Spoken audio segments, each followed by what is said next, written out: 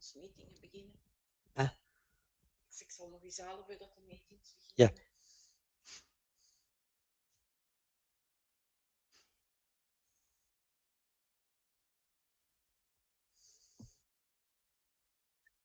Morning, Eva.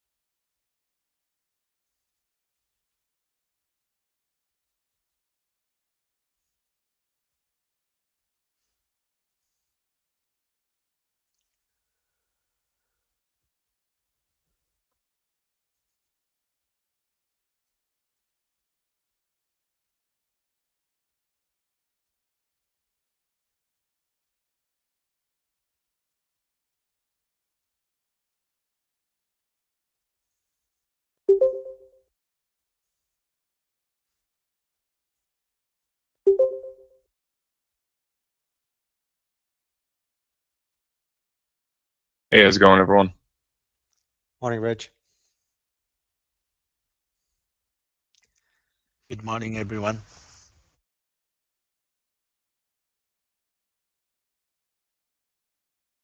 Did your download complete, Reg? It timed out on me overnight. Ah, so you got to start all over? I think so, because I opened up the file and it like downloaded like the first half of the video. Okay, so what I'll do is I'll delete the one that's there and I'll push the zip file.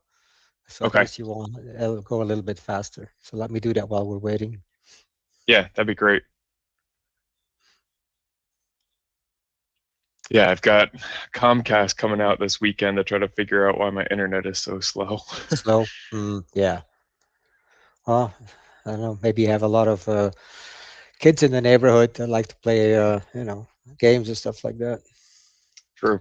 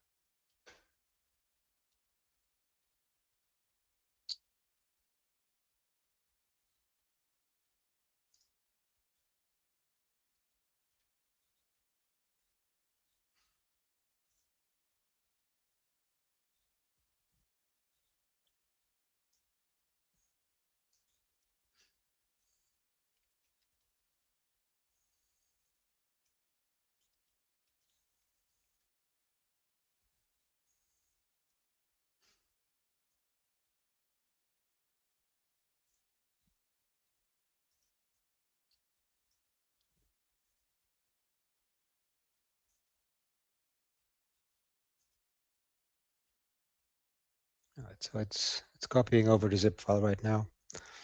Okay, great.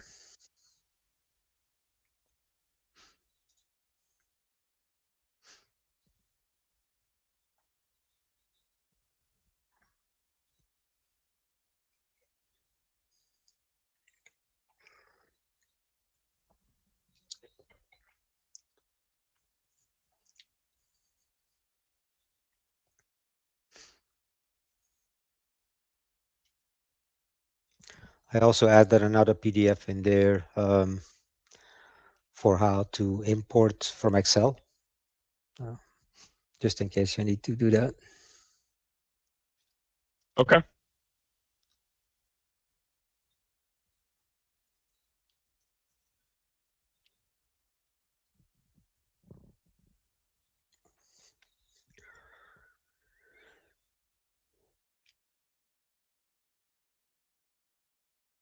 All right, Alejandro should be here in less than a minute. And no word from Partial yet. So once Alejandro joins, I think we can get started. Yep, we'll do. Any questions? Oh, no, that's just it. Other questions while we wait?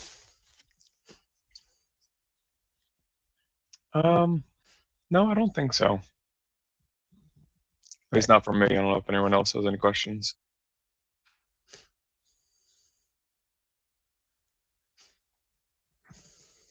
One for me.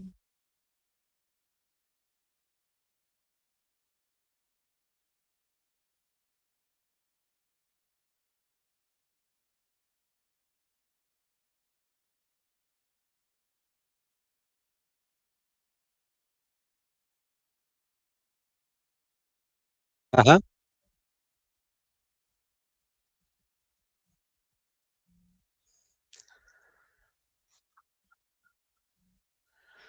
Created. Oh, I see what you're saying. No, there's no feature built into the tool to do that. Yeah. Yeah, just to extract all the text is what you're saying, right? Yeah. No, I mean, they don't have anything like that. I mean, that's something you could do through the APIs, right? But yeah, that's not built in.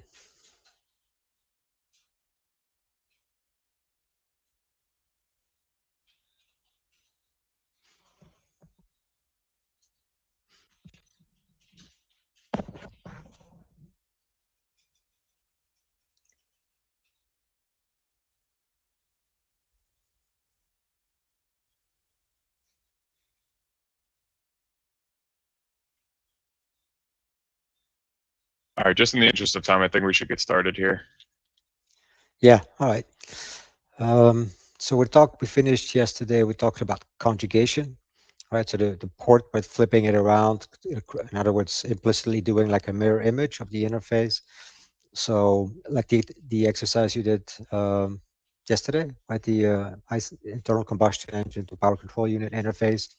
So I'll have you guys do this as an exercise shortly. But so basically here you're seeing, right, the power control unit, right, talks to the internal combustion engine, right, through, so each one has the port typed by the exact same interface that you guys model, just as a refresher here, right? So this guy here. And one side, right, so the internal, so like I said, that particular interface was created from the perspective of the internal combustion engine, because it provides most of the behavior as opposed to the power control unit. And so that particular port, right, is when it's not conjugated, right? You don't see the little squiggle here on that side. So, right, it's implemented exactly as defined, right, in that particular interface. So it provides, right, these like two functions and I think the three properties. But on the other side, right, it needs to know if power control is on, yes or no. So from that perspective, when these two components talk to one another, right, the interface is flipped around on the power control unit. So it will request, right, these five, it will read the three properties. It will, when necessary, change the mixture or I forgot what the other one was. I think it's, right, setting the throttle. And so, so it will do that, right, in this direction. But then from the other direction, it needs right? Tell the internal combustion engine, yes, control is on, right? Yes or no. That's like an example of doing that. And then so basically here is just the explanation, right, of what I just went through, right? Required control are required by the control. So, right, so that you have, because you have both directions going on, right? So there's an exchange. So the interface basically can cover both sides, but when you define it, you have to be consistent where you're defining it for one side, not the other, and then you just flip around, right, the one that that is on the other side of the fence, so to speak.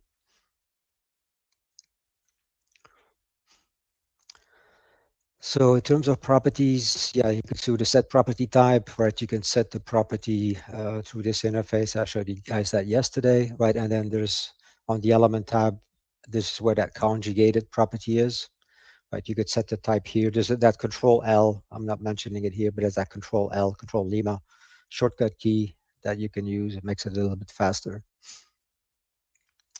And then on the IBD, right, when you, I think I showed you that yesterday as well, right, when you first create the port, it's always going to be graphical like this. It'll show as a little square on the boundary.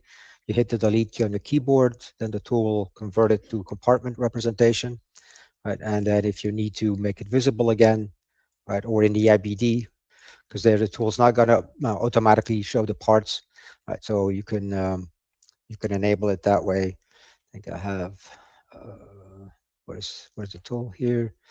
So if we go to this IBD, I just added 2 ports like on this block 3, I think. Oops, sorry. Block 3. Yeah, right. So I added the ports there. So so if I now want to make the port visible, right, you go to your features and features window, right? I look at the interaction point. So port is an interaction point, right? And then you make it visible here. I still need to type the port with an interface. I haven't done that yet, but then we could just probably move that here. I have the same thing on the power supply, right? So now we have the power supply. Make that a little bit larger and push it at the same level, right? Move it out of the way. So now I can redirect I could actually make it go from the port to the port, right? Like that.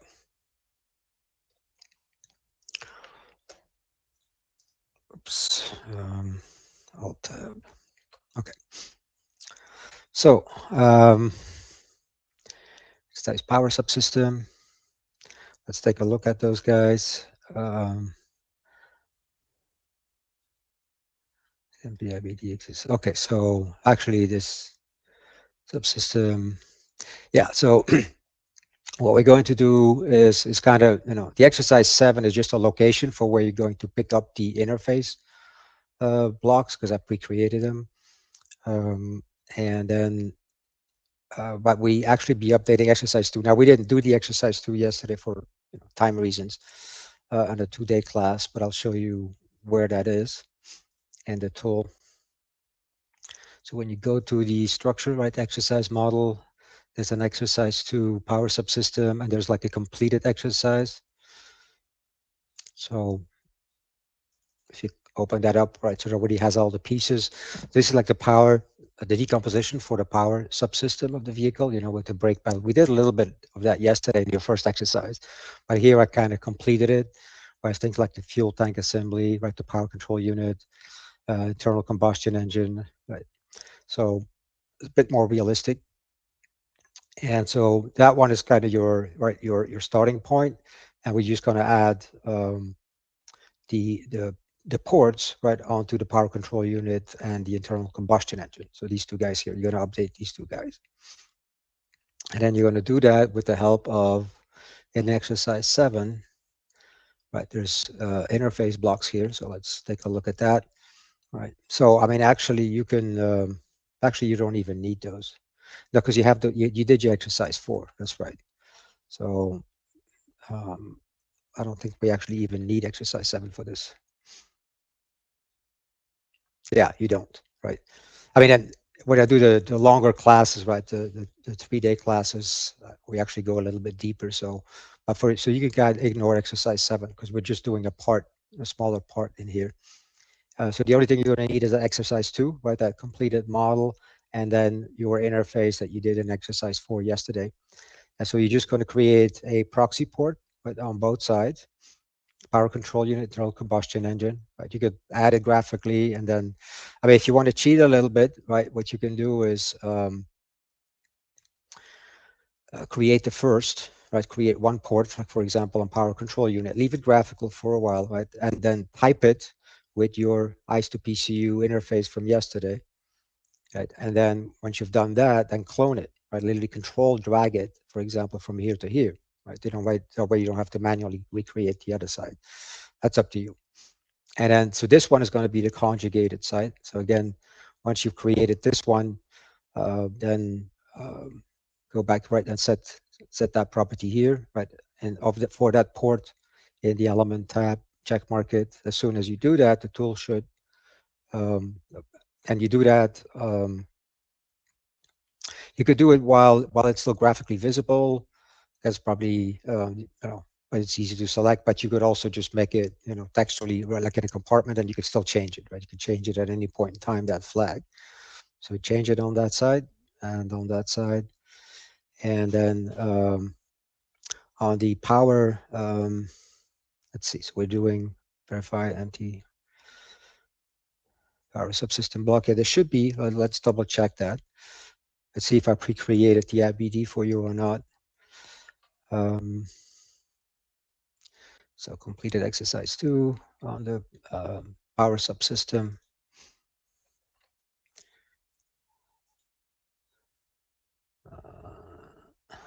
Did I already do that one?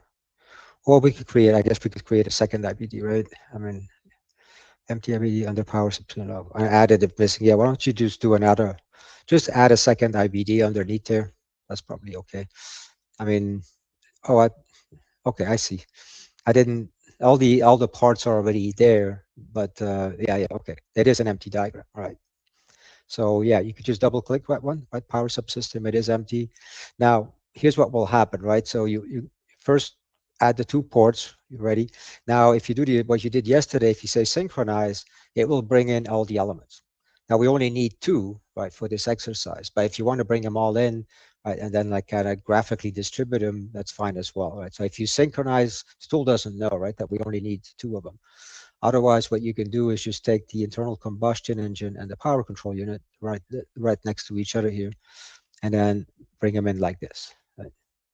That's kind of what I did in the screenshot there.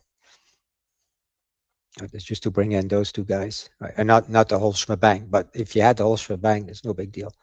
And then now you're going to go into each one of those. Once you have them on the IBD, you're going to go to features, right? Of course, I don't have the ports in my model.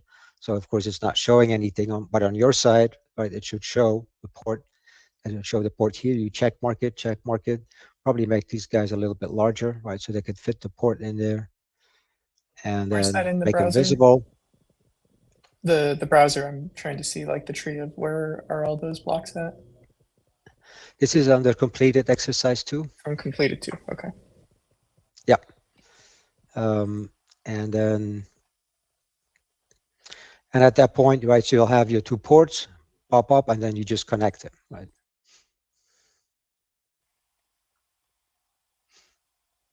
Does that make sense?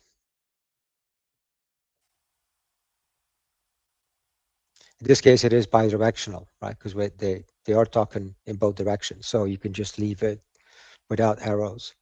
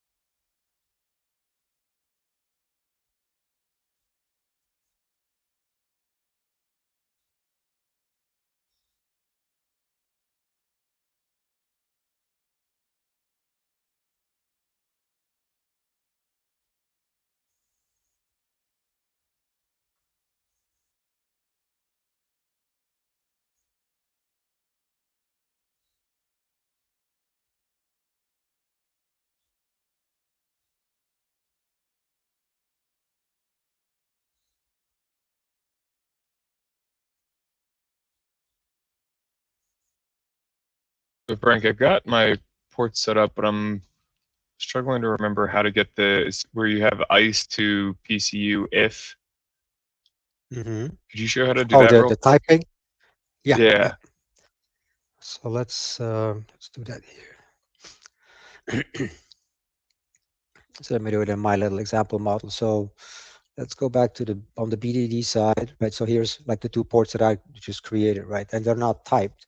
So again, you have a couple of options, right? You could right click, go advanced, say set property type. You could also just select the port, go to the properties window, property tab, and then select the type from here to select type, or remember Control L, right?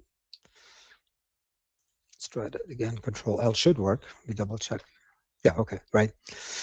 And then you would go to your exercise 4 and pick up your 3 different ways to get there.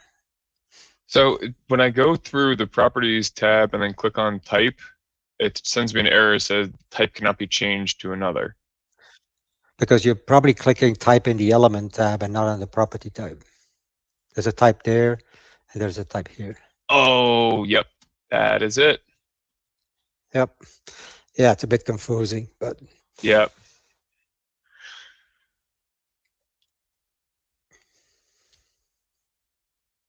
so I'll change mine here.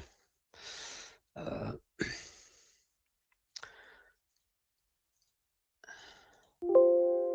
just use that.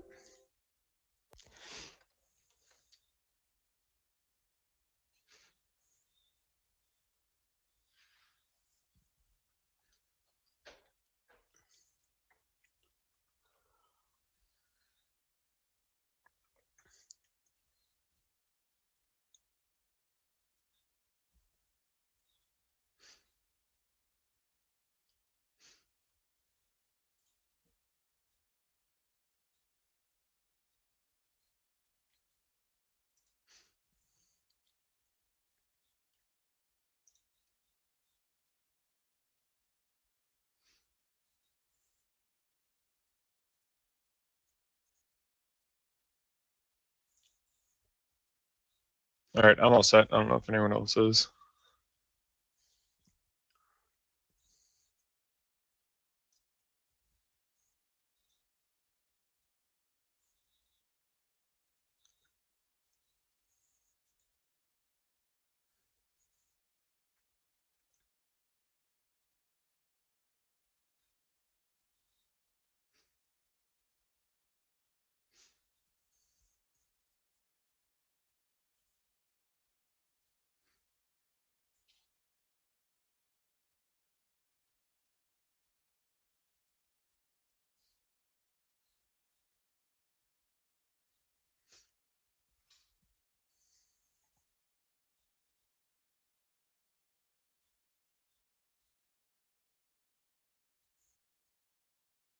Could you, I guess, before we move on, just Frank, just walk through the exercise and just show it one more time how you did all these things, just all the steps.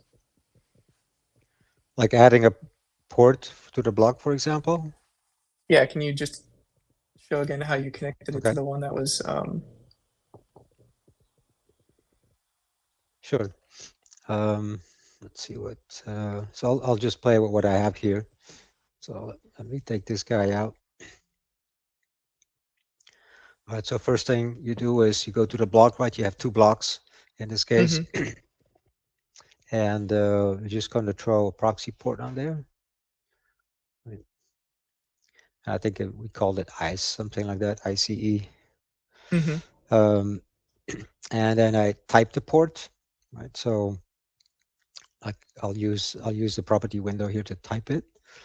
So I don't have the exercise 4, right? But I'm just using this interface instead of your exercise from yesterday, from exercise 4.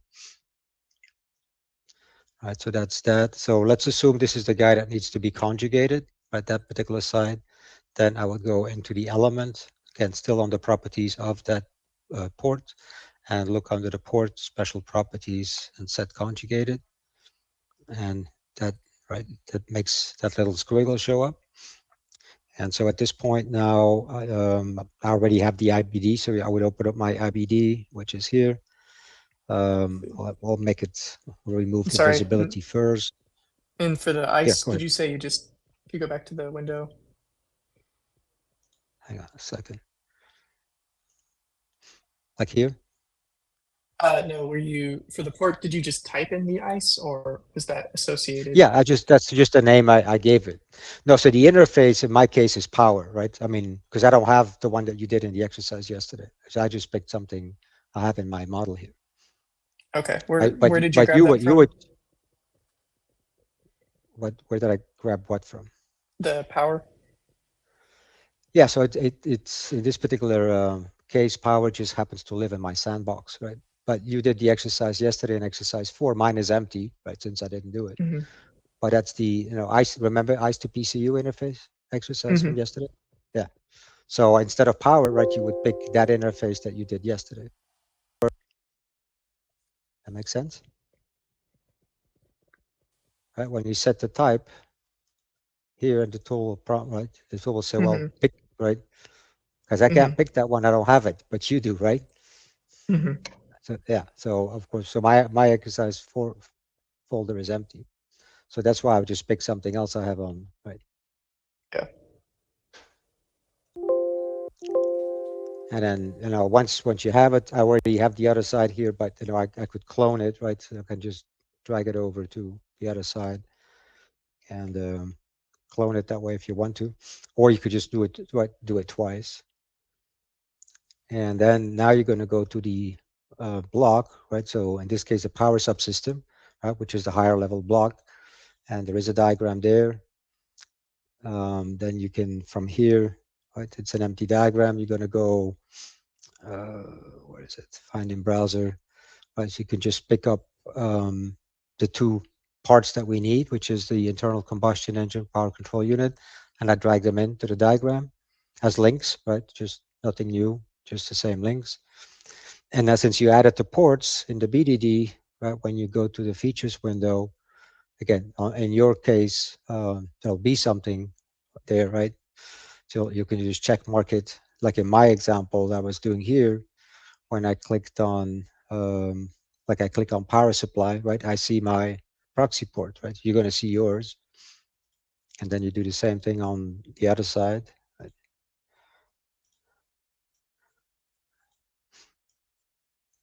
So you make both ports visible and kind of line them up graphically, more or less, right? So it looks okay. And then you just connect them with a connector like that. And that's what's going to give you this slide here. That makes sense?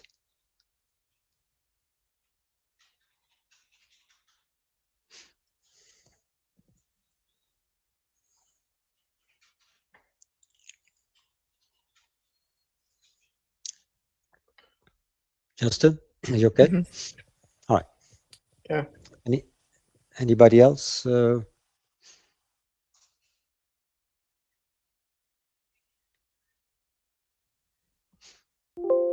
Not getting there.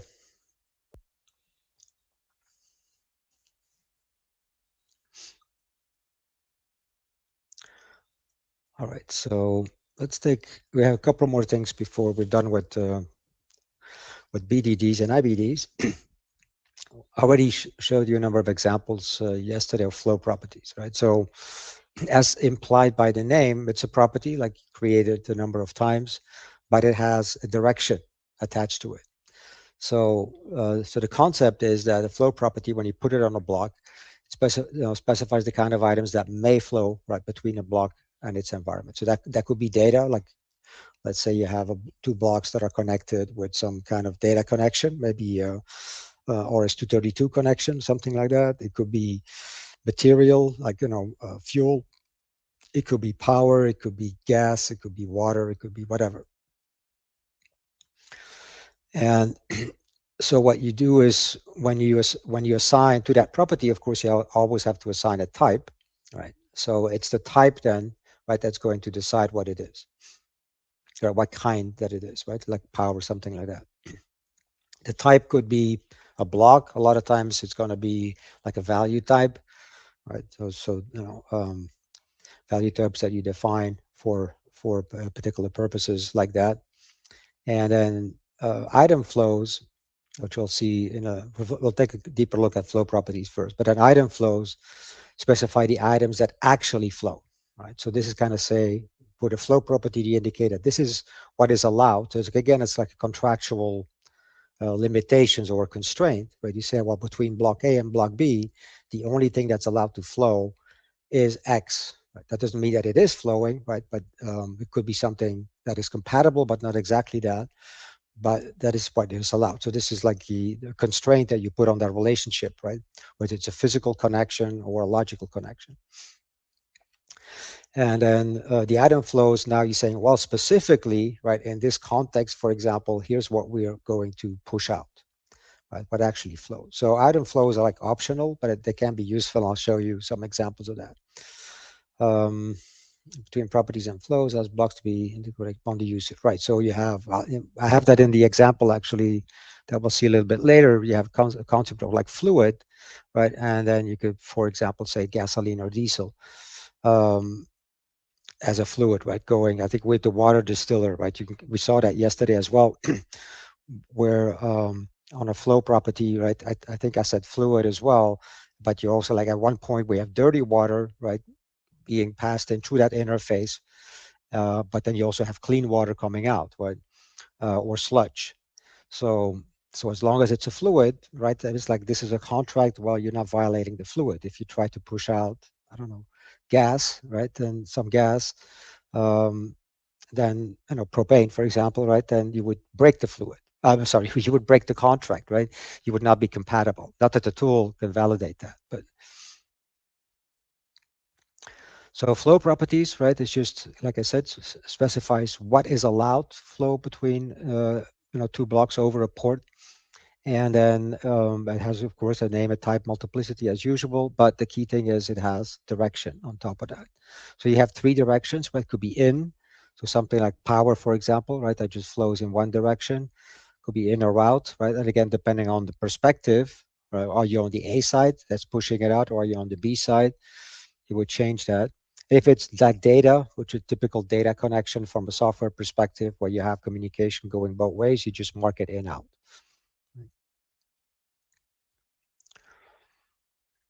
And then, yeah, flow property, right? If we had also, let's add a flow property in here. Let's do that in the tool. So let's just, okay, so I have a couple of value types that I created this morning, which is just a generic concept of power, right? And then I have two specializations, like 12 volt power, 28 volt power. So when I have an interface block like this, for example, you could put, of course, you know, these flows can be on interfaces or they can be on regular blocks, right? Here I'm going to show you in the context of an interface block. So if I throw a flow property on there, right, it's a regular flow property, we're going to see that you have automatically the tool's going to give you, right, a direction. It's going to, it doesn't know, right? So it just picks up in out as a default. I don't know, none I don't think is valid. That's not part of the spec for sure. And it could be in or out, right? So let's just say in, and then if we actually go to the property, actually let's call it power, because I'm going to use this as my type, right, for that particular flow. And then I'm going to select my type. And so here, for example, I could select my value type power, which is here, right? Or we could be specific, right? 12 volt to say this interface only allows, right, 12 volt power to go through. But I could also be generic and just say, well, it's power, and maybe later on we'll decide exactly what goes across here, right? So I have this. We'll save that, and then we'll do this, right? So you'll see it. So we have an interface that allows power, right? Power in the sense of electrical power to go, right, to flow into whatever port would use that. So now if I go in here, right, notice a few minutes ago, right, when we looked at these, I was playing with these two ports here, there was no little arrows, right? But I had already typed them with this interface. And what the interface was empty at the time, right? I had not added my flow property.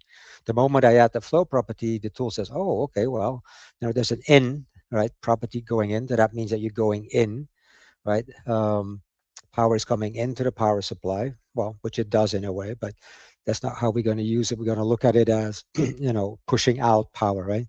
And then let's say that this power supply is going to provide power to block 3. So it has, the,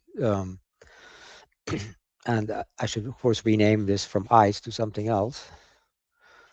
Let's call it power in.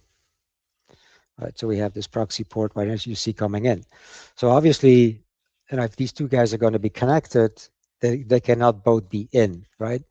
So going back to the declaration on the interface, so the way I declared it here, arbitrary, right? I just made it an in. What does that mean? It means that I'm going to look, when this interface is used, I'm going to look at it from the perspective of the component, the hardware component that receives the power. It says it receives it, so therefore it's coming into it. So therefore, it's correct on block 3 because it receives power, but it's not correct on the power supply, right? Because the power supply is going to push out power, right, to the components of, let's say, the vehicle. So what I have to do here is, right, conjugate it. So this guy is conjugated. So now it's correct, right? You're going to see it's pushing it out, right, and it can come in here. So at this point, I don't have to leave him. I don't have to leave him graphical. I can just make it look good on the BDD, right? So I have power out, a proxy port power conjugated. Because it still has the old name. Is that what it is? Let's see. Let's be selected. Okay, yeah. All right. So let me just say electrical power. I'll just change the name because it looked funky, right? So electrical power, right, of type, right, with this value type. So pushing out, in this case, right, conjugate, it's going to push out, it's going to come in. And let's see, power in. Yeah. So if we now look at the IBD, all right, so I mean the tool I already had them in there, right? So now you see correctly, right? Power, electrical power, right? Conjugated, so therefore it's going out. Right. Now in this particular case, it would make it unidirectional, right? That we're not pushing power back to the power supply. Let's assume that. So on my direction here from unspecified, I would say, I don't remember how I created the connector. We'll find out in a second. Okay, so it's not that, it's the other way, like this, right? Hey, Frank. Sorry to interrupt, but I just, yeah, go ahead. Would we be able to record this morning session? I just got where the partial was not going to be able to join until the afternoon session today. Yeah, I could turn it on again.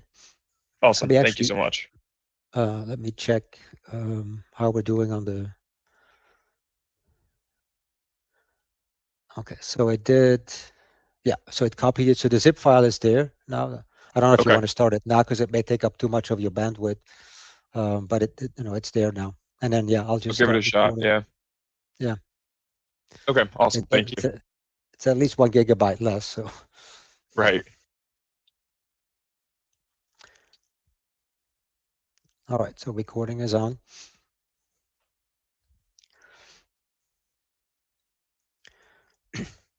Right, so now in this example, right, you see power, right, going out the right direction. So, I mean, adding the arrow here, is it necessary? Could I just leave it, could I leave it like this the way it was?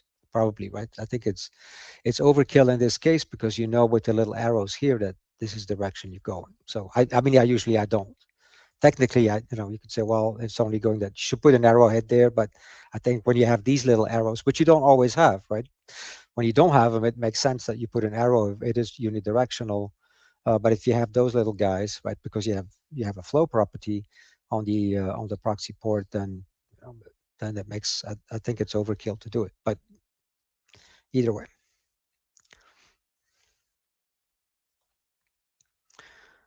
Right, so that's what we did, right? I think I kind of similar to the example I showed you guys yesterday, right? So this is from again that surveillance system, right, with a bunch of interfaces, and you see some examples here again of flow properties. Again, flow properties use an interface blocks, but again, you can put them directly on the block as well, right? Actually, I'll show you some examples of that too.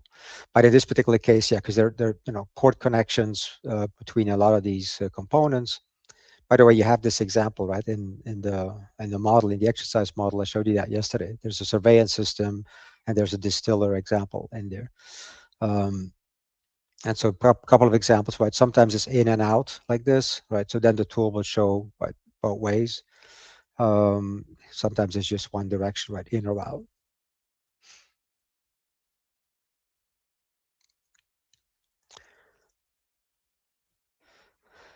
So let's take a look at this example. So on the left side here, I have a block called light, right? This is another way to, as opposed to power that I was just playing with. So light has two properties, right? Illuminance and flux. And then there's two special kinds of, we have two specialized kinds of light, unpolarized light and polarized. Polarized has two extra properties, right? It has orientation and polarization. This is just a little, right, hierarchy. So now we're putting together, let's say like a workbench, a test bench, where we're going to just, basically have a lamp, and we're going to put it, have that lamp essentially point to a sensor, a light sensor.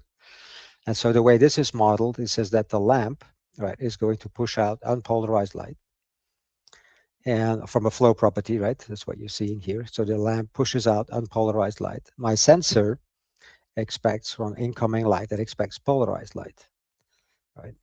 So when I actually, in an IBD then for this test, when I have an instance of the lamp that connects to an instance of the polarized light sensor, right? Notice in this case, no ports are used, and it's just directly, right, element to element or part to part, because, so, I mean, it's like you say, well, how can this happen, right? Let's go back to the definition just to make sure that you guys understand. When you have a flow property, right, when it is assigned to a particular block, right, which is the case here, where we're putting, right, you're putting a flow property not on an interface block like I just did, but on the actual block itself, right? So there's a distinction there. So when you put it on the block directly like that, right, the rule in SysML is that a flow occurs when a value is assigned to a flow property. In other words, you don't need to show, right, when you connect like two parts together that have a flow property, like a compatible flow property on each side, then in a sense you don't need to like put an extra port and put an extra interface and show direction, because it just automatically happens. That's the rule. That's what makes a flow property different from a regular property. It is when you put them directly on the block and you have connection. If the block isn't connected to anything, of course it can't flow. But the moment you create a connector between like two parts of these blocks, and there is a compatibility. If there is no compatibility, you have a bad model, right? But if you have a compatible, either the exact same one or a compatible flow property on each side, right, on the block A and on the block B, then boom, just, you don't need to, from a modeling perspective, you can just assume that these things are going to start flowing immediately, right? To a compatible flow property with an in-out direction, right? So that's flow occurs when a value is assigned to the flow property. So you can just assume, right, that when the lamp, so in this particular case, you can kind of say, okay, the lamp we turn on the lamp, right, give it power, boom, right, it's going to start pushing out. I mean, that's what a lamp does anyway, right? You power it on and it starts, there's nothing else you need to do. So that's kind of that same concept. Like you put a flow property on the lamp, and then we put a flow property on the sensor, and the sensor, with, as soon as it is enabled, basically, right, is able to receive that light. So that's why there's nothing else here. There's no ports or anything else, because it's just how that's modeled directly on the block, right? Just boom, starts pushing out. So the only question is, if I run this test, right, would the test work?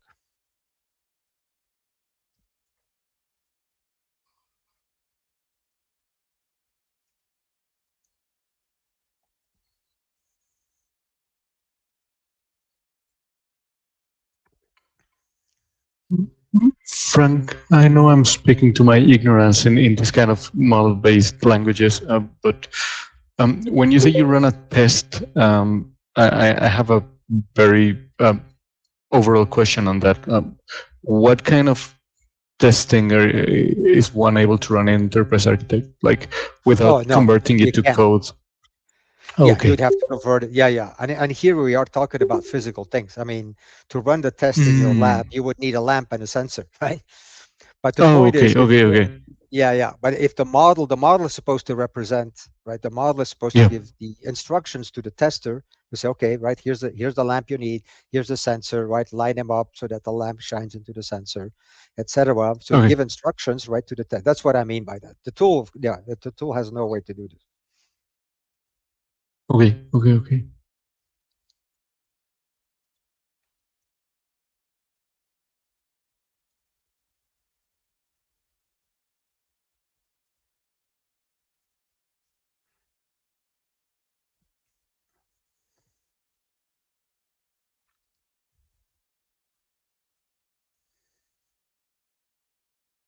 Anybody want to take a guess?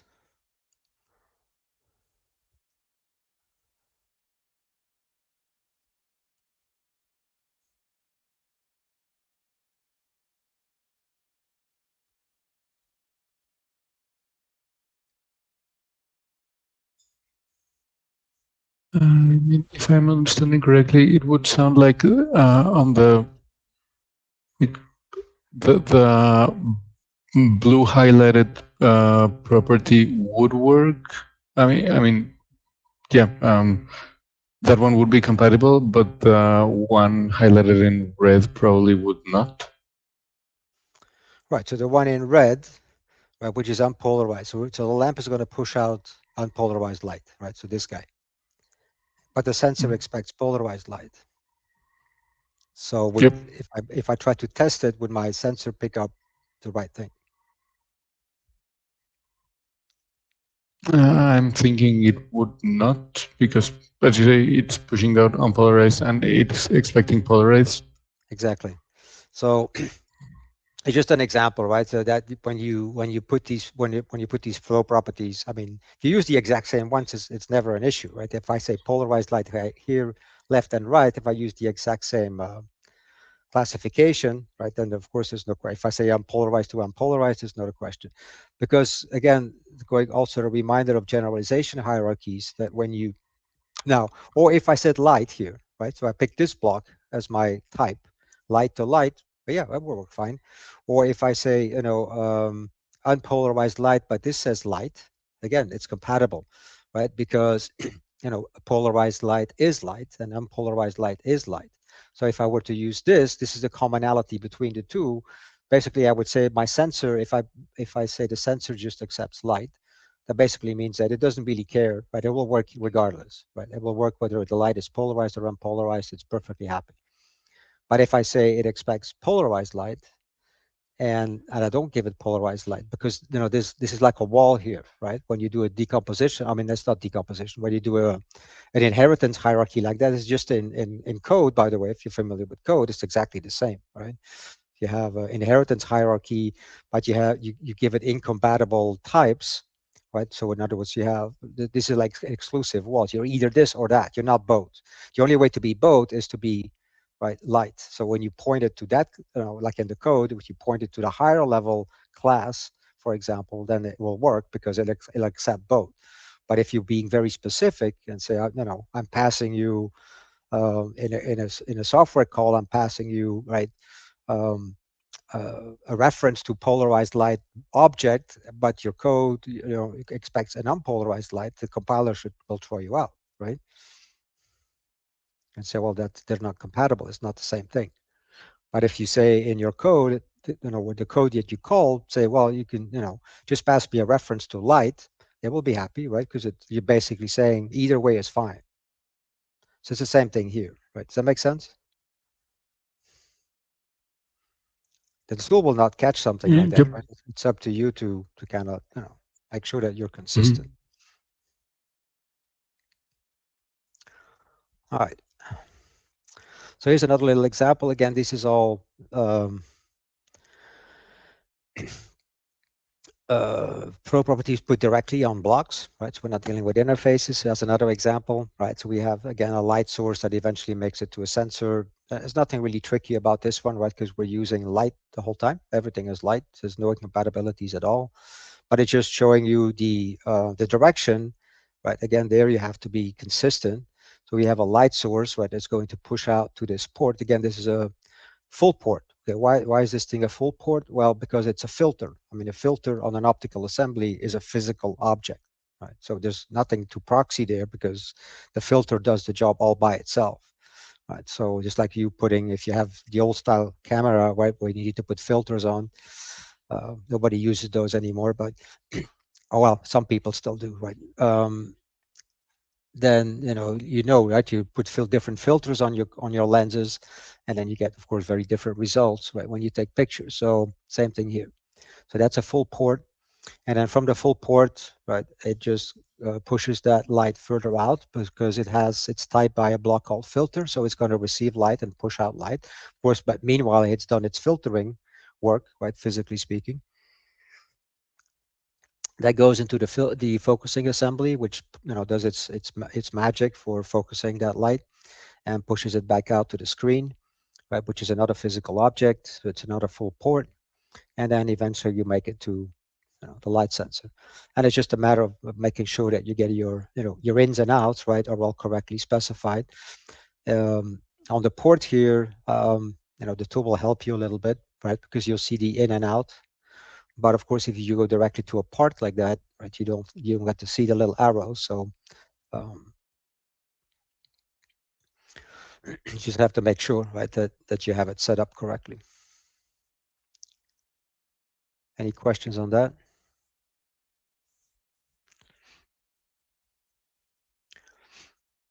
Yeah, but by the way, also this is like I almost never do this except maybe for just like testing things like this.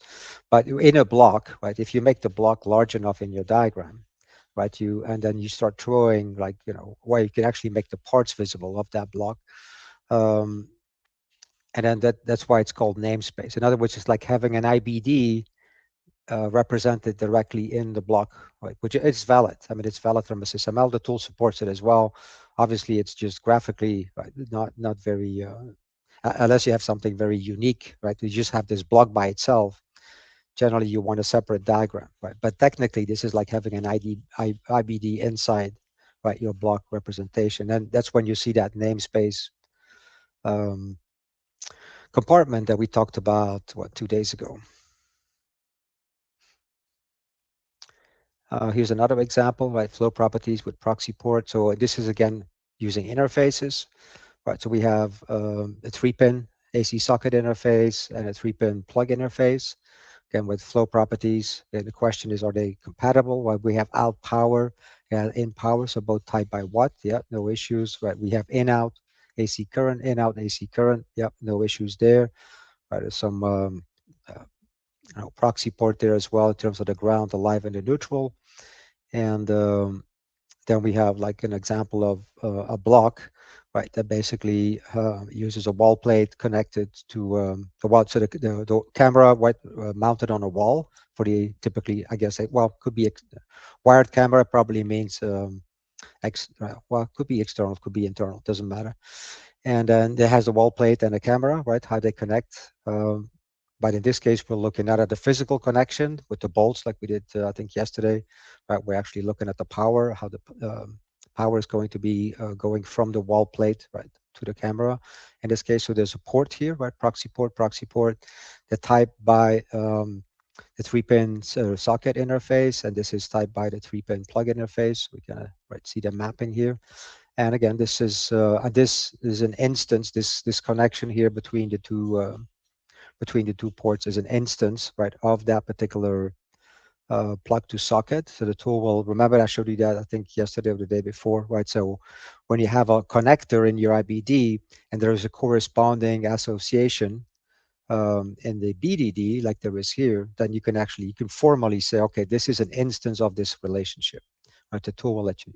I mean, do you have to do that? No, but it kind of makes it totally obvious, right? That this connector here is directly an instance of this plug to socket. The tool automatically put the name there for you, and I think they also put like the labels automatically there for you.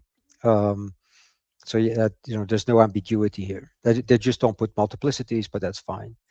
And so that's another example, right, of using flow properties.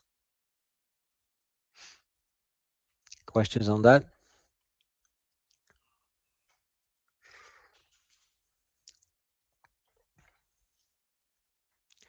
No, no questions. All right. So now let's look at the other aspect of it, item flow. It's an interesting concept. I don't know that you'll use it a lot, but it's good to know, and at times it does make a lot of sense. So item flow describes the items that actually flow across the connector. So rule number one, even though the tool does not enforce that rule, when you want to use an item flow, so something that is showing what actually flows, right? So here again, if we look at this is what potentially flows, right, through this when we put up these flow properties. But it does not necessarily mean that as exactly, well, if you define it like this, right, and you don't put an item flow there, then you mean that this is exactly what's going to flow, right? Watts and the AC current. But if you want it to be like, say, well, in certain contexts, as opposed to just maybe actually give specific watt indication or specific AC current ratings or something like that, right? So if you wanted to then be more precise, right, you could add an extra meaning on top of that connector, but you do need a connector, right? So because the idea of an item flow is that you put it on top. It's like something, so think of it as like another example, if you will, for item flow. Let's say you guys have between, like, so from a software perspective, right, you have two different components and they are connected, let's say through some kind of, let's say USB connection, for example, right? And so it is basically data going across. So you can create an interface, right, for that from a that you can use with proxy ports, and on that interface you would specify so the type of the interface, for example, would be something like USB 2.0, right? So I think I have some examples of that in here that we're using. Let's see, interfaces that we are using in that military vehicle data bus. Oh, yeah, I have to take out the trash. Somebody else is going to have to do that today. Let's see, high-speed data bus connections. Yeah, so here you see some examples of that, right? You could do something very similar, right? You have interface blocks that just take order flow property data, and I think these flow properties are always where's the setting? Oh, that's interesting. Properties. Why is there no SSML? Okay, so there is a direction, right? I'm not seeing the direction in here, right? You see in out, right? Which makes sense, right? For data connections, you go in out. So you could have a connection right between your two components. You could use one of these, typical like Ethernet connections or USB connections or whatever. So that, in a sense, when you look at the model, then you know what kind of connectivity, right? What kind of cable, what kind of connection you're using. But that tells you nothing about what actually goes between these two components in terms of messaging, in terms of data, right? It just tells you the connection kind, but not the payload, not the actual things that you're going to send back and forth. And that could be messages, that could be sensor data, it could be all kinds of things, right?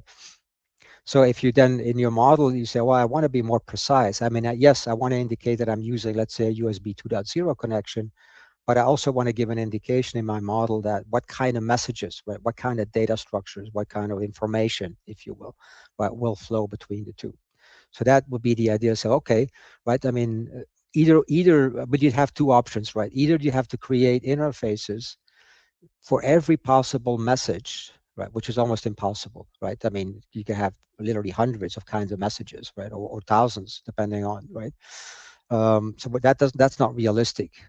So, so then what you can basically do is say, okay, well, typically you have categories, right? You have categories of data. So certain kinds of information, right? Could be sensor data, could be like, temperature readings or something like that, right? Kind of similar to a signal, but now you're looking at the data aspect of it, right? And say, this is what goes across. So if you have something in the model, then from a data type, like maybe value type perspective, we look at some of the things here, right? Like, yeah, it could be torque, it could be, you know, pressure, you could be passing current gear selection, or, you know, current speed, or it could be just, you know, a value type, just like I did here, that is like a generic, right? So, you know, you could have like a generic value type that says sensor data, and then you, like, you know, specific categories of sensor data, right? So at least you give a certain indication, right, of what actually is going to go across that wire, so to speak, right, when you put things together. So that's where, at that point in time, you could start looking at item flows and say, okay, let me add this extra layer, right? And it's literally an extra layer on top of a connection. So let's see, the type of items that actually flow, right? Connector must exist. Again, the tool does not validate. They let you put item flows between anything, which is really crazy. And then, so if you did item flows on a BDD, but you typically, I mean, you can, right? Even on a BDD, if there's an association, you could put the information there. But I mean, generally, you're going to have an IBD where you really show the wiring, right? The wiring diagram. So even though you can put it on a BDD, I almost never do that. I just put it in the IBDs where I think it's more relevant. But it has to be, again, right? It's a second connector on top of, in the IBD, on top of a connector, in a BDD on top. So here's a little image you're seeing from the spec. Right? It's just a screenshot from the spec, right? You see two blocks, right, connected through a reference association, right? You know, you guys know about that. And then on top of that, it's not really obvious here. I'll show you the mechanics of that. These are actually two connectors, right? But graphically, we're allowed to combine them so that it's less clobber on the diagram as opposed to seeing, right, two arrows. And so if there's flow properties, right, on the connectors, right, they must be compatible, of course. And the direction of the flow must be compatible as well, right? And so what can you associate it with the item flow? What can you say, okay, these are the things, right, that specifically flow. Could be blocks, could be value types, could be signals, right? Item property about. So here, this is kind of a little bit of a made-up example, but because it's like overkill, right? But I just wanted to show you some example. You say, for example, we have the physical environment. We looked at this diagram day one, I think, on Tuesday, and then we have the driver, right? So the external entities, right, that are on the road are going to give input, right, or through the sensors, right, are going to give input to the driver. Visually input, right, and then based on that input, the driver is going to, for example, change gears, accelerate, or you know, obviously stop the vehicle, brake the vehicle, etc. Right, and you have kind of similar. So you can kind of see some interfaces here with visual input, right, gear selection, accelerator input into the vehicle, right. Also the tires, right, how the tires touch the road, and the torque, how it goes out from the you know, the right and left rear tires. Into, right, the road and back into the road.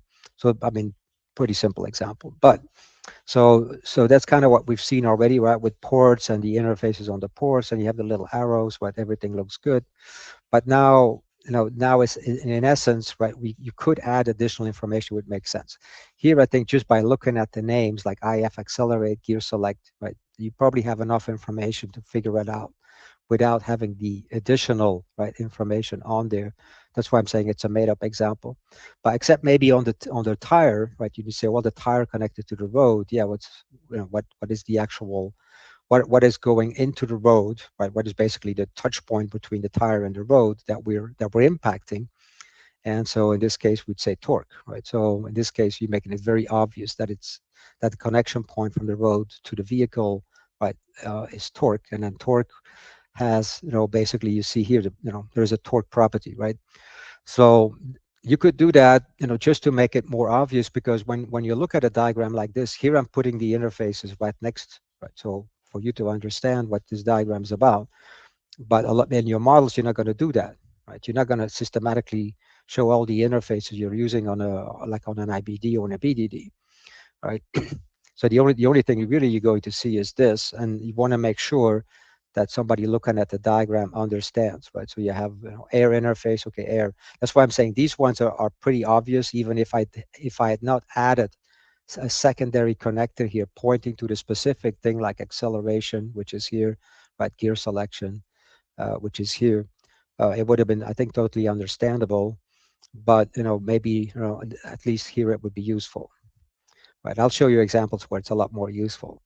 But the data one I gave you is a perfect one. That's how we use a lot. I mean, from a software perspective, but it's also some hardware cases, right? You may have a generic kind of interface, and I'll show you that in the tool. And then, you know, depending on context, right, you can like specialize it.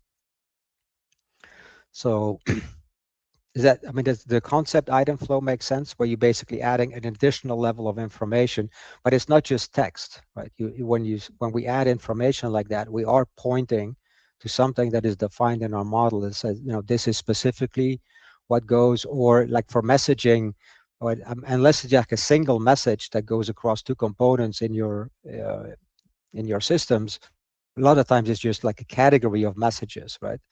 And then also, by the way, if you have bidirectional connections, right, you have maybe one kind of messages like requests going out this way, right, and a request of a certain kind with a certain definition of what that request is, and you may get multiple replies back, right? One of three get, you know, yes, you know, yes, no, right, maybe, something like that, right? So you have kind of messages going back. Then you have to be able to show, you know, messages going back and forth, right? In this example, everything is just unidirectional. So you only see a little black arrow, right, in the same direction as the arrows on the ports. But if it was bidirectional, right, let's assume that, then you would see another little black arrow like that, because in that case, there would be three connectors involved, right? That's why it's important to be able to graphically combine them, because especially you're going to ports, right? Just imagine having to have three, or you know, well, three is the maximum, right? You have three connectors going into that little square, so it makes it really hard to see it anymore. Does that make sense conceptually?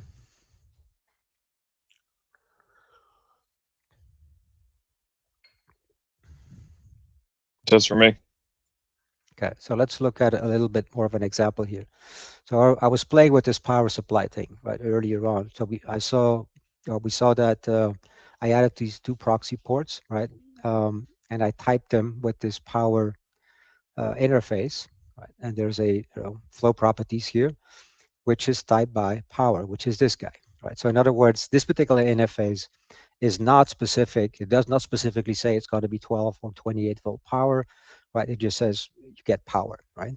So if I look at my IBD now for power supply, right? Because let's assume, and a lot of power supplies are able to push out, right, different voltages, basically, right, different ratings in power. And so so when we look at this power supply to whatever this component would be, right, it may be interesting to say, well, okay, so this right now everything is compatible, right? It's power to power. But if I wanted to add the information that, well, this when this power supply connects to this block, because maybe it also connects to other things, right? Where let's say we're specifically pushing out 12 volt power because that's what this guy expects, right? So that is not implicitly here, right? It's not obvious that, so you want to be able to add that information on there. So how would you do that? Well, you create an item flow, right? That goes, again, you have to follow the direction that you're going. If it's bidirectional, then you would actually create two item flows, but one going left to right and another one going right to left, left to right. So here we're just going to go the same direction. So I think I messed it up. Let's try it again. Item flow, right, from the port into the other ports, right? So now we're going to have two connectors. The tool, when you use item flow, they'll automatically ask you, okay, well, what's flowing? Because an item flow, I mean, you can't say okay, and they'll have the connector there without anything on it. But normally, right, you should, and they'll let you do that actually. But you should, right, if you do this, you have to add something in there, right, to say, okay. And it could be multiple things, right? In my example, it's either going to be one kind of power. It would not be both, right? 12 and a 28 volt. So here I'm going to go back up, but let's just say this is 12 volt. All right, so we're going to add that. But notice what you can add multiple. So I can add another one if it made sense here to do also 28. I'm not going to do that, but right? I mean, just gonna remove that. But when you deal with messages, for example, data structures, right? I mean, sometimes you can have 3, 4, 5. If you got to put too much, I mean, I don't know that I haven't run into any limits in the tool, but generally I try not to put too many of them, just because graphically, right, the tool has to represent all these lines, right, in your diagram. So when you can abstract it out, it's just a category of data or category of messages. It's always better than listing 15 different messages. So in this case, I'm just going to remove 28, and then just okay that. All right, so now we have these two connectors, right? So let me move this guy out of the way a little bit. Move this guy out of the way a little bit, right? You see. So it's graphically it's not very appealing, right? But you could leave it like that. It's not wrong. But what the tool allows us to do, and what the specification allows us to do, is to basically say, okay, I'm going on the connector, not on the item flow, on the connector itself, the original connector you had there. You can right-click and go to the advanced menu and say information flow. By the way, is the UML terminology. But because UML is just software, right? Software centric. But in SysML is software and hardware, so it's not just information. It could literally be like brake fluid. So they changed the term to item flow, right? So you see item flow here, but the tool is not going to automatically change their labels, right? For where you use UML or SysML. So they'll still use the UML terminology, which says information flows BLI. It is the same thing, right? Just in case you wonder. And now they if I had I added additional connectors on here, I could, right? But now it just says, okay, you have the value type. It's the only one, right, that I added in here, the only item flow, right? And we have this. So graphically now it looks a lot cleaner, right? It's a combined connector. And then if you ever needed to uncombine them for whatever reason, right, you just go back, you would say information flows, right? Then you just uncheck it, right? So if you want them separated out for whatever reason, sometimes for graphical reasons, you can do that. The tool also will let you, which is pretty neat, is when you go back to this, you can say find items conveyed. Like for example, when you look at the model, you say, well, 12-volt power, where is that, right? Where's that located in my database? So you can just say find items conveyed, and then boom, it goes and finds it for you, right? If you had multiple, then that will give you the choice for finding each one separately. And let's see, what else can you do? Find items conveyed, information flow. Yeah, I think that's about it. So, now, Frank, yeah, right. Sorry, does that mean? I mean, I see how the item flow connector was to determine that you were sending 12 volts from one block to the other. But and now that you put the item flow realize on the other connector, they're kind of joined. But when only the other connector existed, when only the regular connector existed, what purpose would it serve? I mean, if you just put the item flow and not the other one, does it change anything? Yeah, well, again, first of all, it's not SysML compliant, but I'd already said the tool, unfortunately, lets you do whatever you want, right? That's one of the issues with Sparx, is they're way too lenient. But if you think about this, right, you're here, for example, we're saying power, or we could have an item flow that has like a data structure, right? You're passing message A through message B. Well, how, if you didn't have an underlying connection, how would you pass it? Okay. Yeah. Right. Yeah, you wouldn't. So you need an actual connection, right? Even if it's like wireless connection, it doesn't matter. But you need a transport mechanism, right? So when you have a connector like that, it always represents the transport mechanism, right? In a hardware world, right? I mean, for sure, right? But typically, even on the software world, I mean, you basically say, well, if you have two components that are connected through software, they're going to need some and they need to talk to one another. You're going to have to find some transport mechanism, right, to connect them together, wired or wireless, or I don't know, some kind of magic, right, connection. But they need a transport mechanism, right, to get the bits and the bytes from one place to the other. in the case of data, right? Or to get the fluid or the, the oil or the fuel line, or you need something, right? You always need a transport mechanism.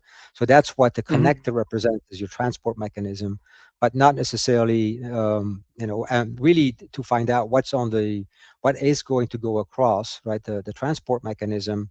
That's why you put, ports there, right, to basically show full ports, or in this case proxy ports, because with the interface, then you could look at the interface and say, okay, I understand, right, kind of what goes across the wire here.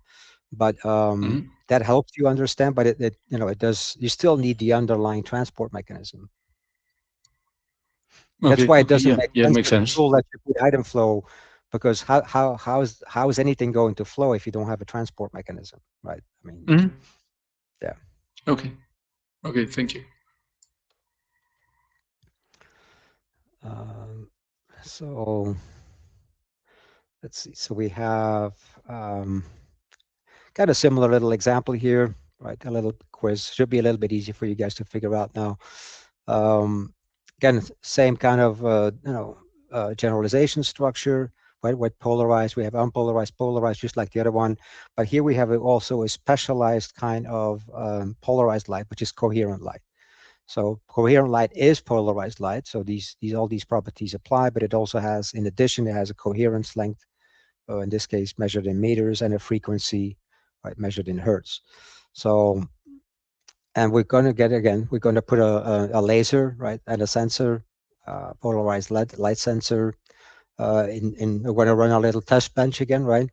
And so in the first test, we have the laser. So we know that the laser, from a flow property perspective, is here, right, is going to push out coherent light, right?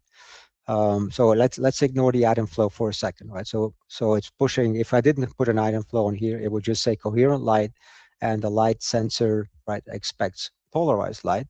So coherent light is polarized light, right? There's no conflict here. We're on the same side of the fence, so that will work, right? So as an item, and basically all three tests, right, the same laser, it's the same light sensor. But now from an item flow perspective, we're basically saying, so the question is, right, is my model correct, right? When I say, okay, I'm on the item flow, I'm pointing to coherent light. In this case, on the item flow, I'm pointing to polarized light. And on the third one, I'm pointing to all unpolarized light, right, as an item flow. So are any of these three item flows incorrect? Or all three incorrect? Or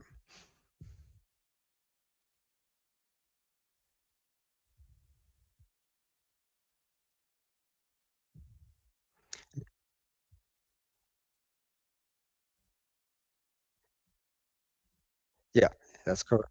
Yeah, I mean, yeah, you go ahead. Sorry, I shouldn't.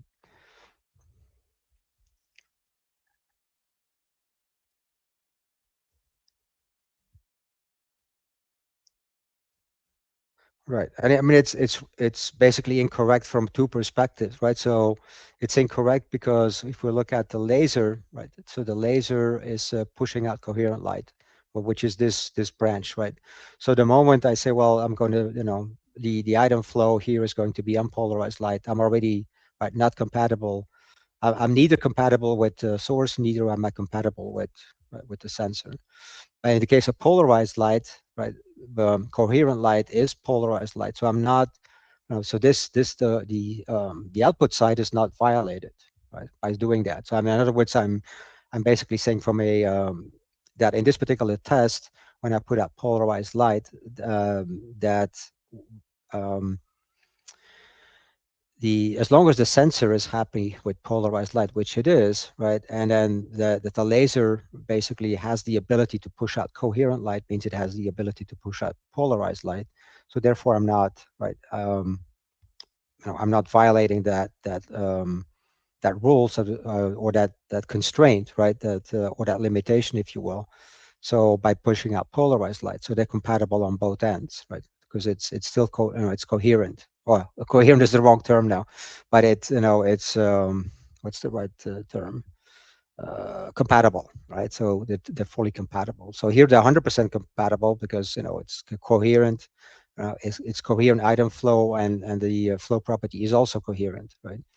So here I'm restricting it. I'm like, sometimes you're more precise, like in my example here with the power, right? I mean, my interface said power, but then on my item flow, I'm saying 12 volt power, right? And the reason that is correct is the only reason it is correct is because I have this hierarchy here, right? Without this hierarchy, of course, it would not be compatible.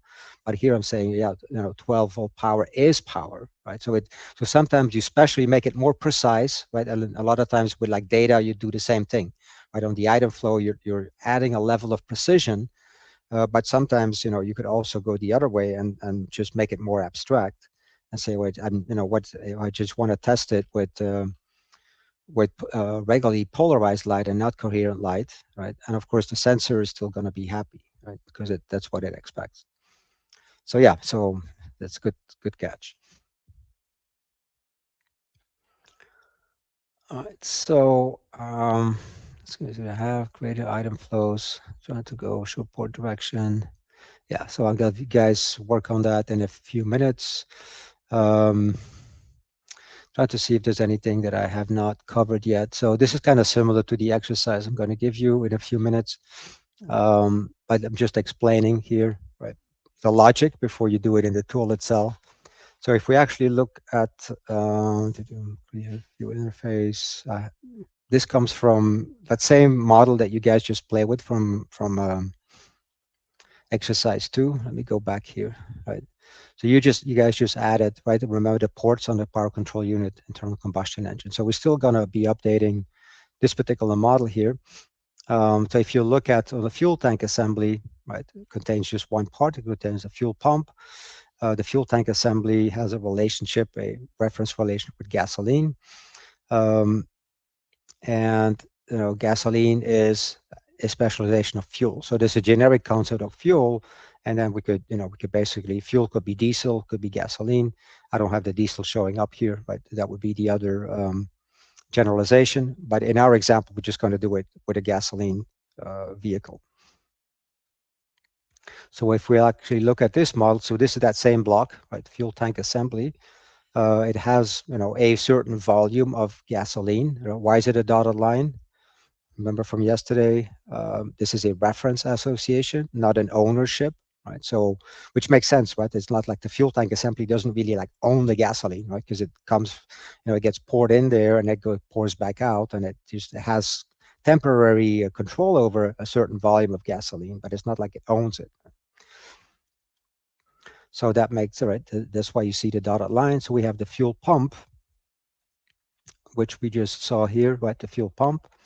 And then that's what you guys will do in the exercise, right? You're going to put a couple of more ports on there. I pre-created the interfaces for you. I'll show you that in a minute. And so we have fuel, right, coming in, and it has basically the fuel going back out, right, under pressure. And then it has a connector. So that goes to the connector on the fuel tank assembly itself. And then from here, it's the same thing, right? That goes out to the internal combustion engine, right? And then there could be overflow in this particular case, right? So you have a fuel supply line to the combustion engine. So its interface is going to be in and out, right? This particular connection, right? Because it has the ability to push also fuel back out to the tank if it has overflow, right? Now, if you look at the interfaces that we're going to show, let's take a look at that. Right. So in this case, I have basically fuel flow. Right. I specialize it in and out, right, to make it a little bit easier. And so we have in fuel and out fuel. So depending on if you just do fuel flow, that means it's in out. Right. So that's what the engine has a connection, which is both in and out. Right. It can accept fuel, but it can also push it back. But in some cases, like the fuel tank, right, is either going to have a connection, a fuel line, right, that just pushes fuel out, and a separate fuel line, right, that's going to receive it back, so in or out. So that's what we're looking at here, right? So you have here is fuel flow out, right? When it goes out, here when it comes back in, right, it's fuel flow in. But all these interfaces are just they're not specific to gasoline, right? Once again, it just says fuel, fuel, fuel. right? So it's generic enough so I could use the exact same interfaces for diesel, right? But in this particular case, right, let's just assume that we're doing power distribution specifically for a gasoline powered car, because that's what this is here, right? And I have a separate diagram that I would do for diesel, but I could reuse the exact same interfaces. And the only thing that I would need to then be specific about is on my item flow, right? My item flow going out here, for example, right here, it's obvious, right, what we're dealing with, but on the, on the gas line here, I would put an extra, right, item flow on there, connector saying this is specifically gasoline, in this case, going into, right, combustion engine. And then if there's overflow again, it's gasoline. So that's kind of the general flow, right? And now just put an item flow essentially on this to make it very explicit. Right? And again, well, these connectors are combined. That makes sense?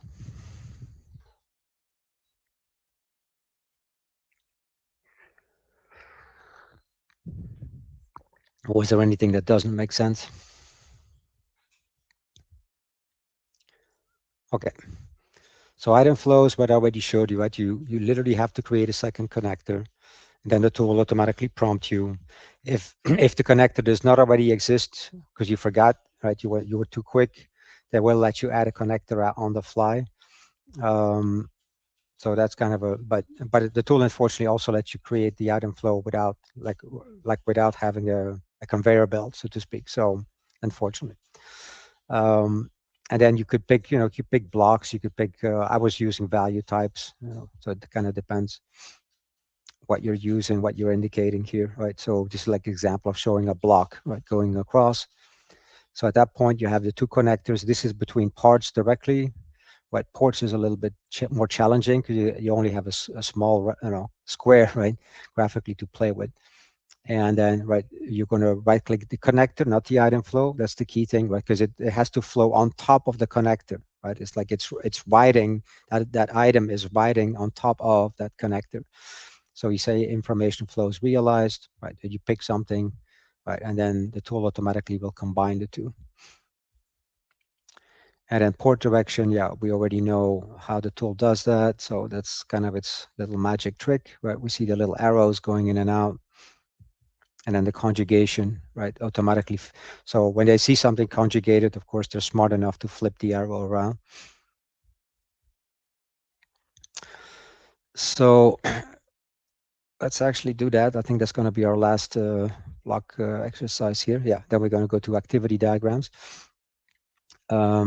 The pre-created interfaces, just to save some time, right, already in here. There are like fuel. So there's like two versions of it, but you go to the primer one, right? This is just to show you where they are, right? So those you'll be using these three interfaces: fuel flow, in, out, right, to type your ports with. And the next slide, or predefined interface blocks primer. Yeah, okay. Right, these are the three. This is a screenshot of the same thing. And then you're going to go back to that same exercise too, power subsystem, right, the completed one. And then you're going to add essentially, right, you're going to have on the fuel tank assembly, you may have to make the blocks a little bit larger to see it. You don't have to keep these things graphical, right? But and again, you have on the fuel tank assembly, you're going to have fuel flow out, fuel. You have two ports, right? P1, P2. One takes out, one comes in. On the fuel pump as well, you're going to have same thing. So you can literally clone, right? You do one, and then you just clone and control drag them into the fuel pump. And then on the internal combustion engine, right, you have the only difference here is that you have a port that is typed with fuel flow. So it's neither, but it's both, which is both, right, in and out. And the tool will show you the in and out graphics. Right? So the internal combustion engine uses this interface. The fuel tank and the assembly, right, uses these two. And then I think here I just probably want you to create another IBD. Yeah, so create a second IBD under this block here, right? I gave you one on the previous exercise. Now just right-click the block and say add a second IBD, and that one's going to be for your fuel distribution detail. Again, you only need two of the parts, right? The same combustion engine that you guys did earlier, but now we're going to also drag in the fuel tank assembly. I color coded it just to make the internal stand out better, right? And this part, just like yesterday, right? You're going to have to go into the features window and make the two sub parts visible, right? Because it, when you drag and drop, right, you just bring in these two level 1, right? And then you can just make these two guys visible, or you can drag them in manually. I mean, either way is fine. And this one, I did resize the port. Remember yesterday I showed you how to do that. So you have a port like this one. Like if I want to resize, you're going to go right click, advanced, and then say port size customizable. Right. So that will then, if you do that, right now you can make, grab a corner and make this a little bit wider, just for the graphics, right? To make the graphics a little, a little bit easier, right? When you do the connections. And then other than that, right, you're going to use the regular connector like you've done on IBDs, but now you're going to add item flow, right? And on the item flow, when the tool prompts you, right, you're going to select this guy here, right? This block.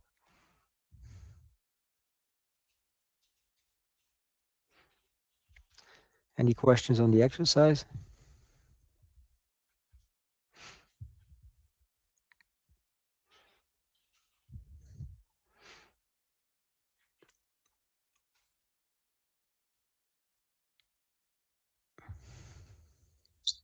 Just to be able to look at all the instructions, unless that's not the idea, could you point us to which one of the presentations in the Dropbox folder is this exercise in?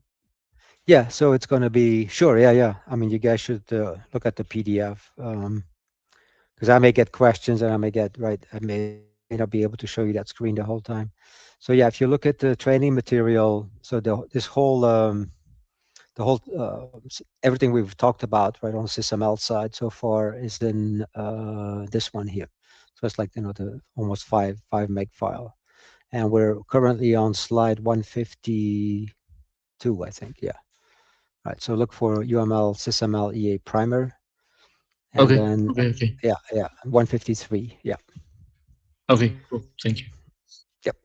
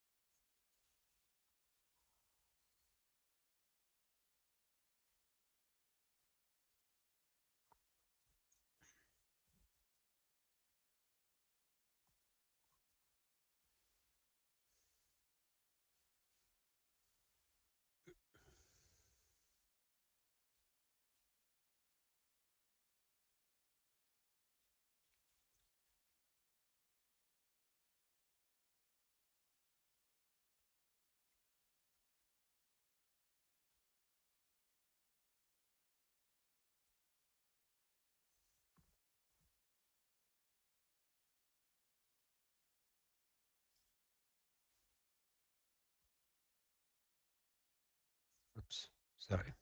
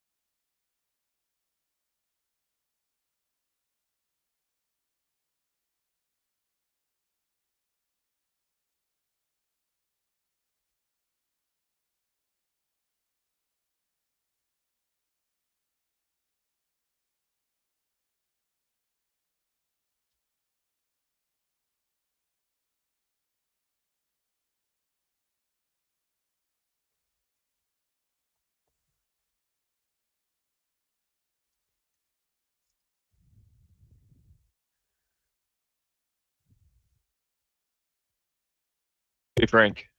Yes. So the line that says block gasoline, right? The item flow line. When I'm trying to call that block, I know it's on the BDD, but it's not showing up as an option to be called when I'm adding it to the IBD.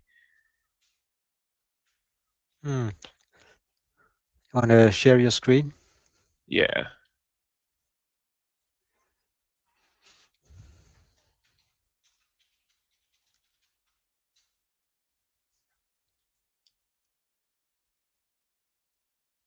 So right now I'm trying to add the flow between fuel pump and combustion engine, but gasoline is not one of the selectable options. Is there something that I need to do to be able to call that? 7. So go under, because you're in. So this diagram is under exercise 2, right? Well, no, I've been using exercise 7. Oh, okay. So fuel tank. Maybe if I had looked under 2. Yeah, because I mean that was the intent originally, right? Ah, So you have, yeah. there it To is. actually Okay, start from, yeah, exercise 2 like you did the other ones, right? The previous exercise. So that's why, yeah. But yeah, I mean that's got it. fine. Yep. Okay, Cool. all right. Thank you. Yep.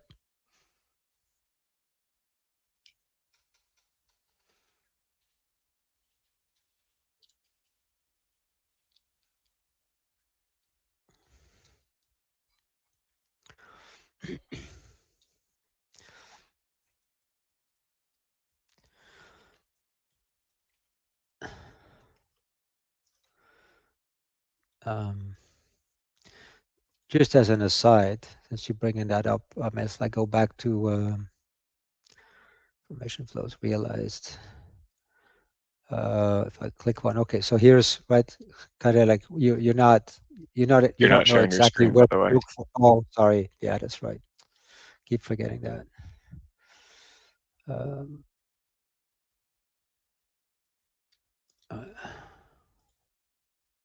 should be okay. Should be back, right? So like, let's say that you're not exactly sure. Gasoline is in there somewhere. Like, where is it, right? See, there's the browser, but there's also a search. So if you go to search and you just like, for example, say gasoline, it's not case sensitive, and you say find, right? It would go find it for you. So you don't have to sit there and scroll through the whole thing. Oh, that's pretty neat. Okay. Yeah. Just wanted to point that out. Yeah, thank you.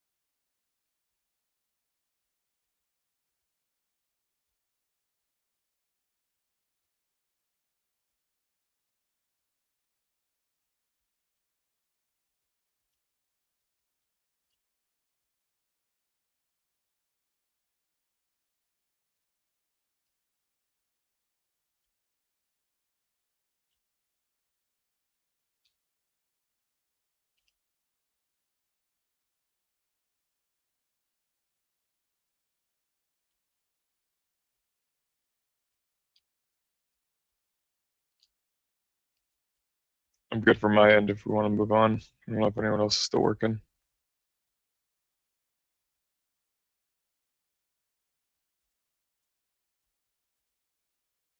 I think I'm stuck in what probably was the same thing you asked about on how to add fuel pump and gasoline. Okay. Yep, I was working through another part, so I didn't really fully listen to that explanation. So Okay. You want me to? Yeah. Um, so when you get so- prompted by the tool, right? Is what you're saying? You're trying to find the block, yeah, so I mean the IVD for the power subsystem. I have the fuel tank assembly property, right? and then yeah, I mean I just don't know if I'm because the like within the fuel tank assembly, the what are the names? The gasoline and fuel pump are Right. also properties, right? Correct. And those should be dragged from the exercise 2, or that's I'm kind of lost there. Sorry. Yeah, that's okay. Why don't you share your screen, and that way we can probably easier than to Sure. show you that way. Yeah. Give me 1 second. Share.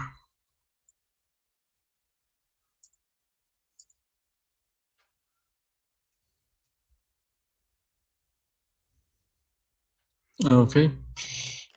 All right. So this you have two options, right? If you you could go look under the block for fuel tank assembly, right? So actually, this I'll show you a little shortcut key. So right click on the fuel on the little blue element there, Mhm. and see where he says find. Yep. I like 2/3 of the way down. Yeah, and then say locate property type, because that's what you're Okay. interested in, right? It's actual parent. Yeah. So okay, so now that's the block, right? So open that up and see, and you have the two properties there, right? Fuel. Yeah. Now, so you could just drag those in manually. That's one option, right? The other option is Mhm. go back and click on the fuel tank assembly on the blue icon again, and then Mhm. go to the features window, which you have on the bottom right corner there, and click on parts. All right, and so you have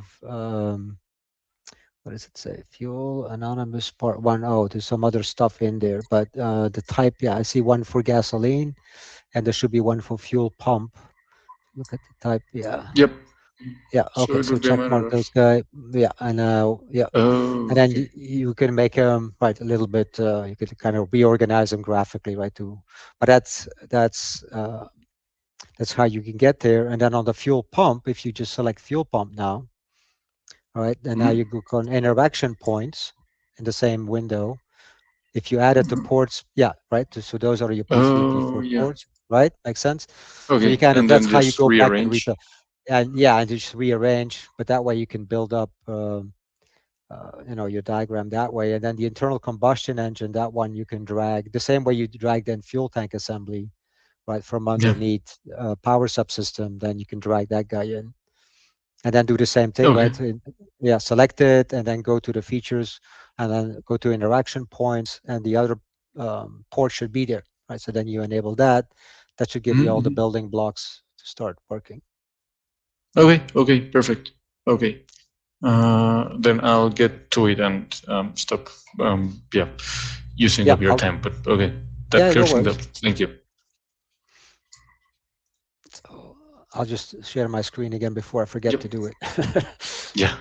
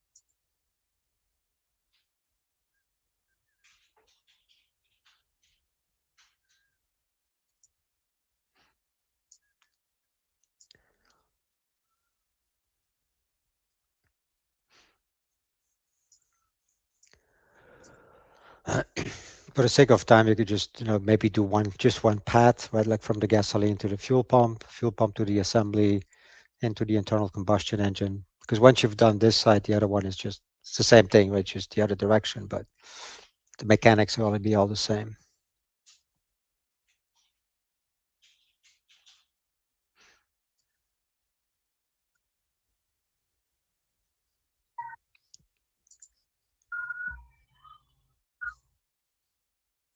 Is anyone still working on this, or can we move on?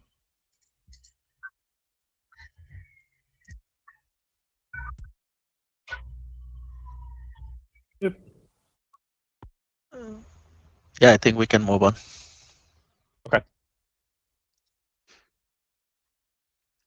All right, so let's take a look at activity diagrams. So that's going to be in a different PDF. Okay, there we go. Just to show you, that's going to be this one here. Activity diagram, right? This PDF here. So, in fact, activity diagrams are pretty much like what some people call like data flow models or process flow models, so it's basically just right step 1, step 2, step 3, right? Some decision logic, things like that, and it's obviously a behavior diagram. So it's something that the block is going to perform, right? And so it's going to have a set of what are called in the specification, I call them activity nodes, but they're just basically actions with some decisions, right? Some for conjoints, for concurrency, we'll see that. And also some object nodes that represent,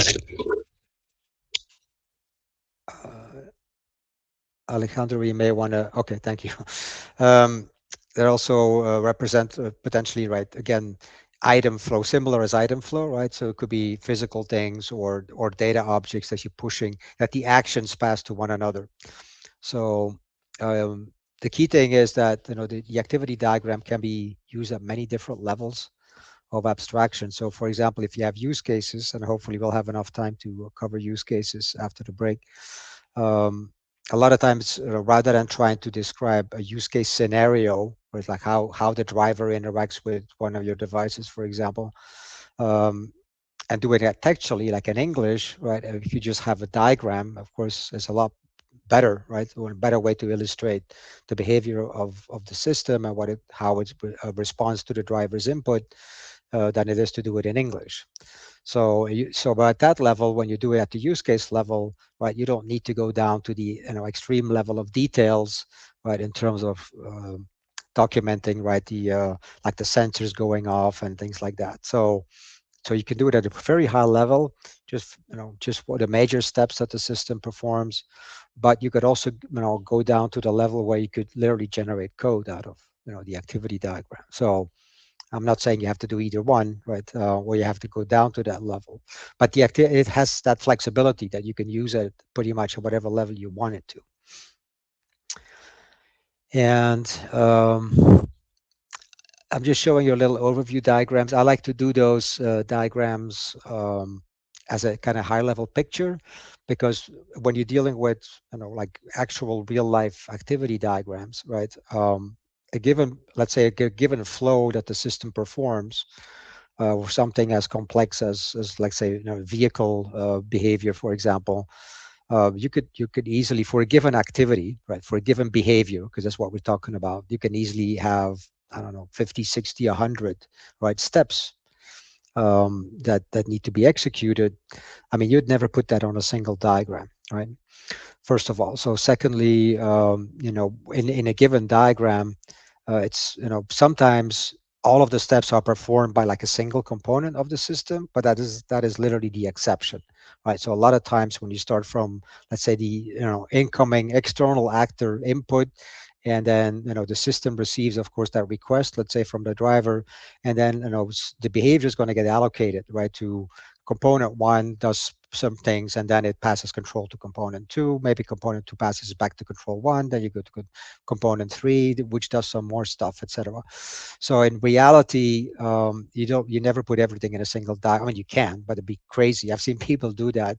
They need a plotter, right, literally to actually generate a document for an activity diagram. It's crazy. So in real life, generally what you do is you have the the top level activity, and it's going to call, right? Just like it's like writing in code. It's like writing a 1,000 line function, right? I mean, you can do that. The compiler is not going to stop you, but it's insane, right? So the same thing here is like you're trying to keep it modular, right, and try to keep each one of the single behaviors, right? You kind of distribute them out to the blocks that are responsible for performing that particular behavior. Or even if one block has to, like, say, execute, I don't know, 60, 80 steps, again, don't put that in a single diagram, right? You isolate some pieces that you can push down, just like in code, where you take a certain, like, subroutines, right? You start creating small subroutines to keep it modular, understandable. So it's the same idea. So then at the end, when you have a complex activity diagram, it's kind of nice to basically say, okay, this activity was provided through the emergency response actually has 3 subroutines. It has 3 individual activities, right? So this is an activity, but it's going to call those. And some of those activities, could be performed by other blocks, not necessarily the block that is responsible, right, overall for this activity. Some of them could be performed by the same block, but like I said, generally it's like, it spans, right, a number of subsystems or a number of components when you have specific activities to perform.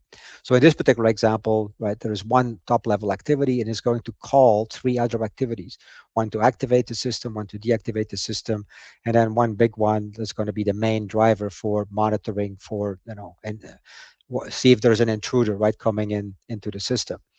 The little squares you're seeing on the side here, these are called the little rectangles, I should say, right, that you're seeing on the side here are basically inputs and outputs. So every activity can have inputs and outputs. The way UML SysML look at an activity as a behavior, it matches directly to what a function call is. And that's why, the tool can literally generate code out of an activity, because an activity has a name and it has input and output parameters. So simple enough, right? And so that's the logic, is that, of course, some activities may not need inputs or outputs. They just run from, without specific inputs. But in this case, right, we have the activation code to activate the system, right? We have the selection that the user made, right, when it turned the alarm on. And here, when we have the same thing, right, there's a user request to deactivate the system. That's the input, right, to that particular activity. Here we have some sensor inputs, right, to the monitoring: alert status, site status, alarm signals, signatures, etc. Right. So this is pretty common. I'll explain why these are like brownish color as opposed to the white color. Actually, so I think it's supposed to be gray, but no matter what. By convention, this is a convention, right? When I document my overall picture like that. So in other words, for every major activity, I always create a top level diagram, so that right from the get-go, you can see which subroutines will be called without having to dive into the actual activity diagram and then searching for them. And then, so if I just need to, look at something in the monitor intruder, I just double click that, right? So I don't need to go through the whole diagram. So that it's not required, by the way. You don't have to do this, but I found it very useful for people to kind of, have, for complex diagrams, right, to get this overview picture. And I always put my inputs on the left side when I document like that, so you see everything on the in, and this is the out. Right? Again, it's a convention because the tool doesn't care. So here would be like provide intruder. So now if we actually look inside, right, this is the activity. Then, here's will be some examples. So I'm not going to go through this whole thing. I just want to give you like a picture, right, of what we're dealing with here. From what is an activity diagram? How would it look once you're inside of it? So the key thing for your activity diagrams is going to be to use what are called partitions, right? They look like Visio swim lanes, and in a sense, they are swim lanes, right? You can have swim lanes inside a bigger picture swim lane. But the key difference with Visio swim lanes is that this is not just a graphical container. It is that, of course, but it is also from a tool. You'll see that in the tool when we start playing with it. It is literally a parent, right? So the swim lane is a parent for every single thing that you throw in there, right? Whether actions typically, and then more than that, every single partition / swim lane can be allocated, and there's actually a system. You don't have to do that, but there is a stereotype that you can set for that specifically to SysML that basically says, okay, I'm allocating, right? So when you do an allocation, all you really need to do is just point it to a block, right? Sometimes to an actor as well, right? If you don't have a block, sometimes you do with an actor. If it's like, for example, we can have a driver, right? We talked about that yesterday. The driver could be a block if you have some reason to put properties and things on it. Otherwise, you could use an actor, but the tool doesn't really care. So a lot of times, like the occupant of the house or the property, right, could be a block, right? It could be represented by a block, could be an actor as well in this case. Here now we start to talk about like subsystems, but we have the security enterprise overall block, and then we have two subsystems, the ESS, right, and the emergency services, and then of course, the bad guy, right, or bad girl, I guess, trying to break into the property. So and all of those, right, that would probably be another actor, right, because that's really external, right? The occupant is a human being, is external to the actual system. So this would be more like the actual system, right, that you develop, and these will be actors, external entities. But each one gets allocated to a particular block, right? So by, again, allocated means that like here, the emergency services are responsible for providing these steps, right? The ESS for executing that behavior, right? And the nice thing is that if you do it correctly in the tool, then at the end of the day, when you have all your activity diagrams done, for example, in this case, we could say, okay, tell me everything.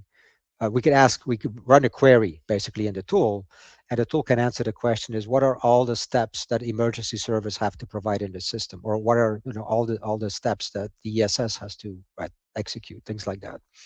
So that makes it super, because it gives you traceability, right? And we talked about that, I think, on Tuesday, that you have this is how the activity diagrams, right, link back into the structure diagram that we just saw, right, by pointing back to the blocks. So if you look at a given block, we were playing with that, where's the tool? We've been playing with blocks the whole time, right? So in terms of like behavior of the block, the only thing we really talked about so far is functions, which are like here, right? Like some function and receptions. But the receptions really, I mean, how you handle a reception is really going to be documented in an activity diagram, typically, at least. So that's about the only behavior that we've shown so far, right?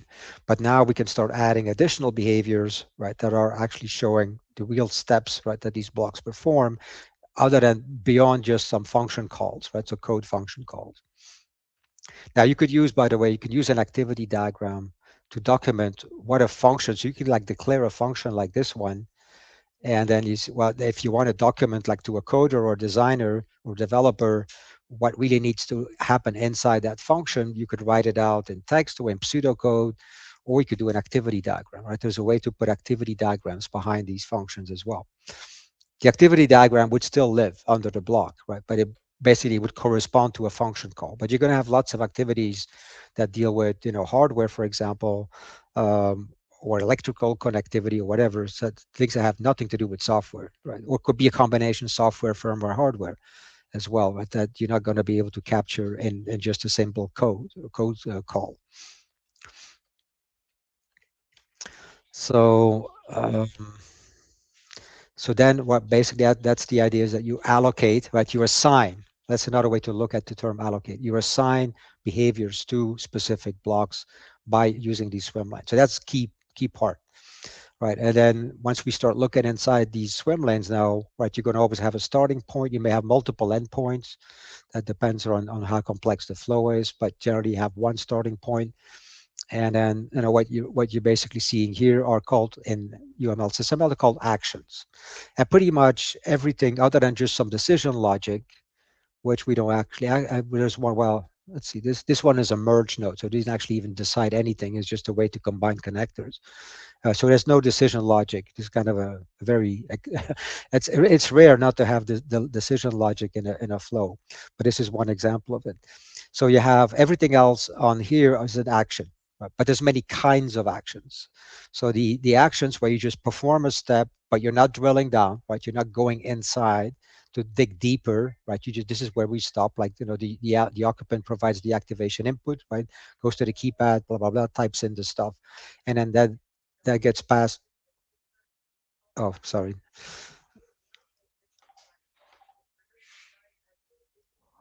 It's picking up a message. Hopefully, it's not too loud on your end. So you have what are called atomic actions, right? So you just do something, but you're not really drilling down, going anywhere else. So that's what a lot of these things are, right? Provide police response, right? Process report, enter property.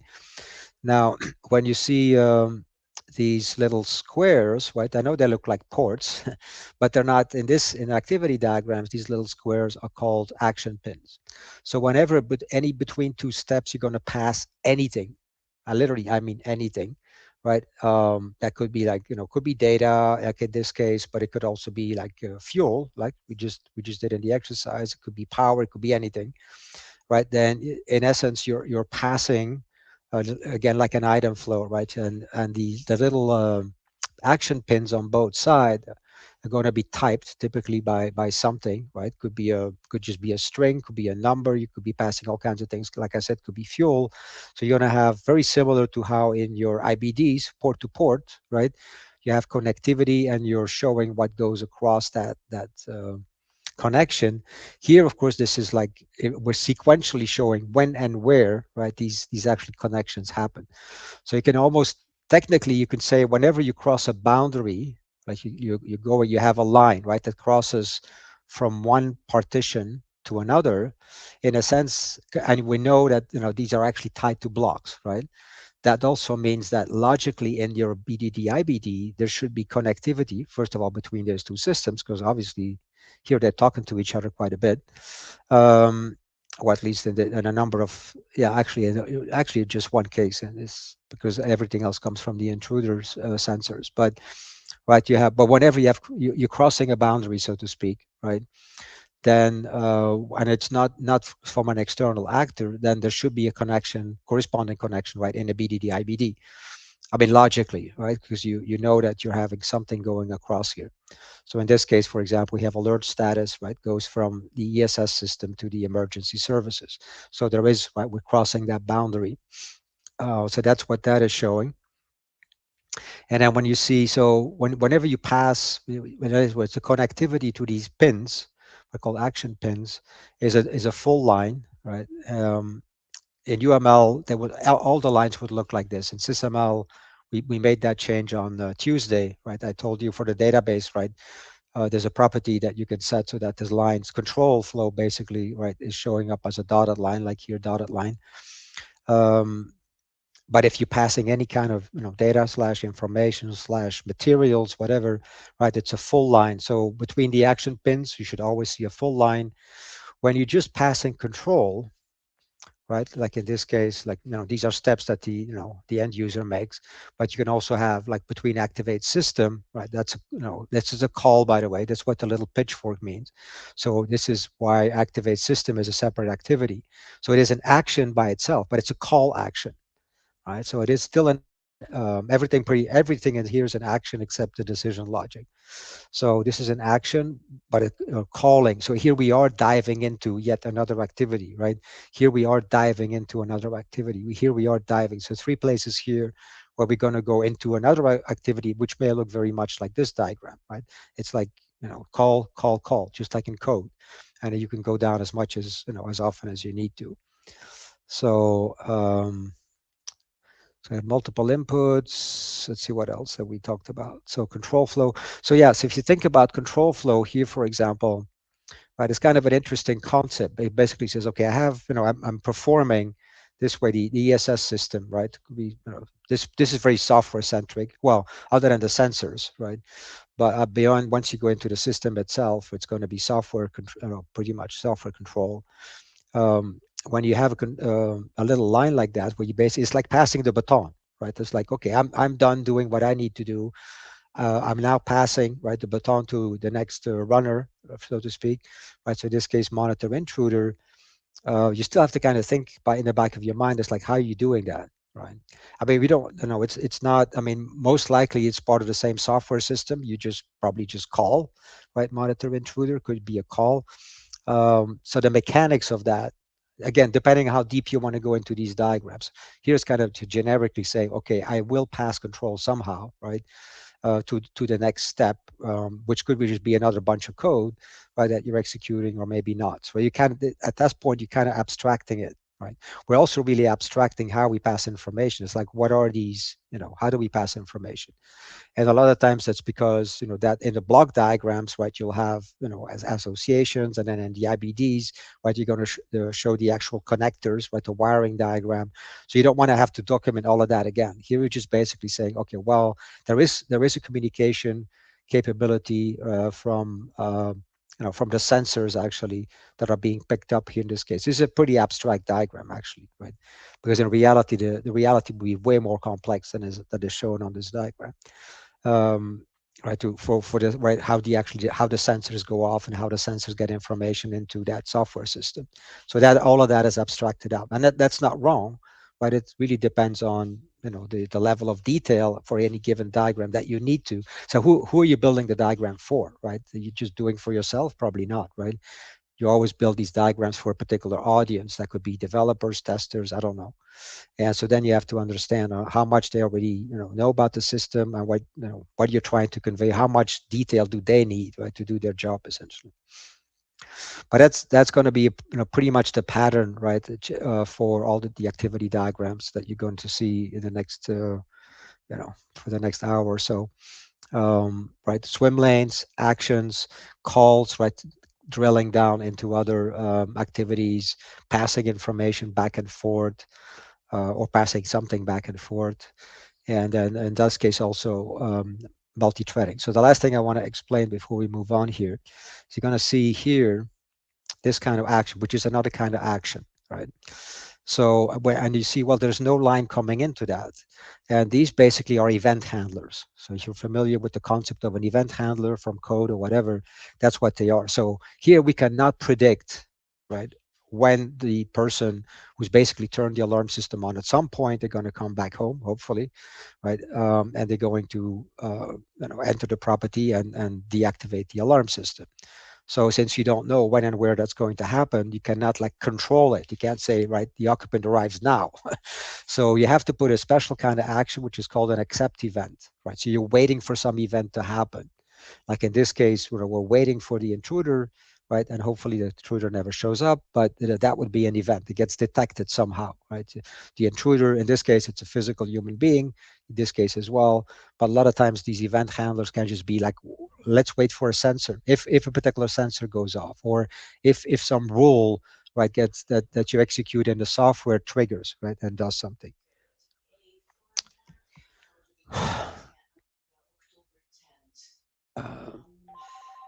Okay. So, and I think that's about it right here. Right. So any questions overall on the overall picture of what an activity diagram is?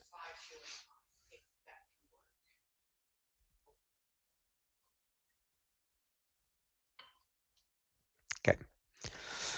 So here's a more like an operate camera system, right? It's just a similar example here, showing you right a more realistic example of decomposition levels. So first activity is going to call these 3 ones, and then this particular one is going to call 3 more, and then this one is going to call down 2 more, 3 more actually, right? So and it's pretty realistic example of how the decompositions, right, work. So it's a little bit like a BDD, if you will, kind of similar to a BDD. As a matter of fact, this was actually built on a BDD diagram, but it's done with activities, and just to give that overall picture. Right? Not required, but super helpful. So I think we've covered that pretty much. So your key, right? The key elements you're going to see right on these diagrams is, here we're going to summarize it. Right, you have actions. Most of the time they look like rounded rectangles, but there are some special kinds that's going to look a little bit different. Like a timer is going to look like an hourglass and stuff like that. So it's not always this representation, but it's kind of the default representation.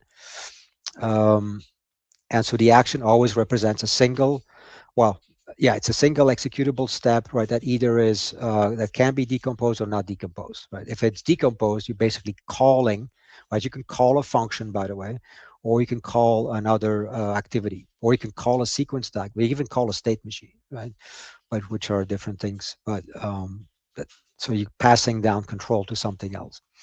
The activity itself is just the overall activity, right? So that's going to be a key thing to remember when you start building these in the model. Like for example, here, I don't know, I'll show you how to get started.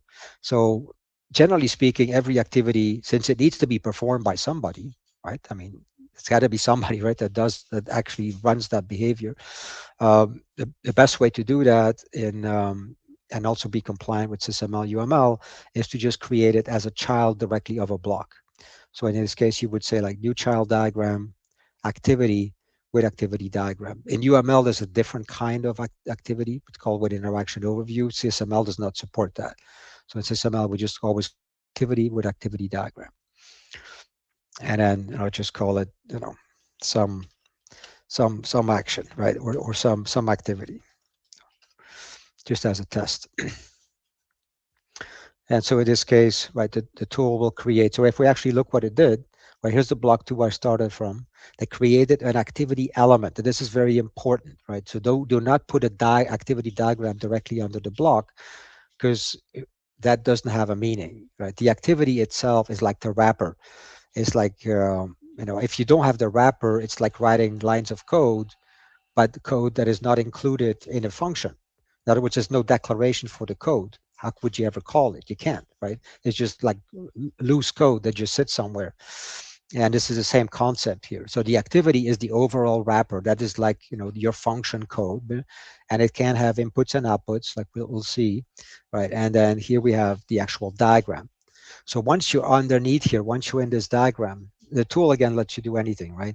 But they will actually let you put another activity in here. It doesn't make any sense, but I see people do it all the time. They get confused between action and activity because it looks like a rounded rectangle, but it doesn't make sense because it's like declaring a function inside the brackets of another function, right? I mean, well, maybe some languages support that, but logically it doesn't make sense, right? To say, so don't do that. Once you're inside the activity diagram, right, you always go to, if you need a step, you go to an action. So that's important to understand. And then you see some of the other action here, different kinds of actions, right, slightly different icons that we'll see. Here's that swim lane / partition that we'll play with. So action, right, versus activity. This is the actual parent element, the overall container, right, for that behavior. So we have a starting point. Right, we should really always have a starting point. Now there are some special cases where, technically you could still always put an initial node there. I think you should have it no matter what. But you could have an initial node, and then the very first thing you do is basically have something similar to this, right? So sometimes you have an entire activity that just waits for an event to happen, like a sensor going off, for example, right? Or in this case, like the person coming home. So you have entire process flows that are driven by some events, and until the event happens, there's nothing for you to do. So if that was my entire activity diagram, I could, I would still have to start it that way, but I would probably still put an initial, just to be like, to be complete, if you will, and to be consistent in how I model these things. So initial, right, flow final, activity final. So activity final is like the bull's eye, if you will. That just tells you that when you reach that point in the flow, you're done. Like you're out of here, everything is completely done. You stop, right? There's a final node, stops everything that's going on. If you have concurrent behavior, like parallel things that can happen, right? Like exactly if we go back to the example here, we can have parallel activities happening, right? So like, for example, here when we came in, the first thing we do is like the occupant, right? Starts the alarm system on.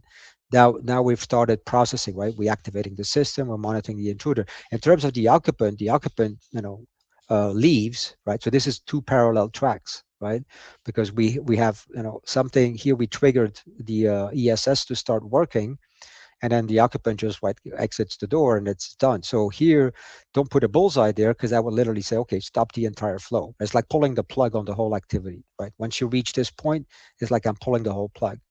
So same thing when the occupant arrives, right? I mean, this is still already ongoing. All the monitoring is ongoing. Person comes back, right?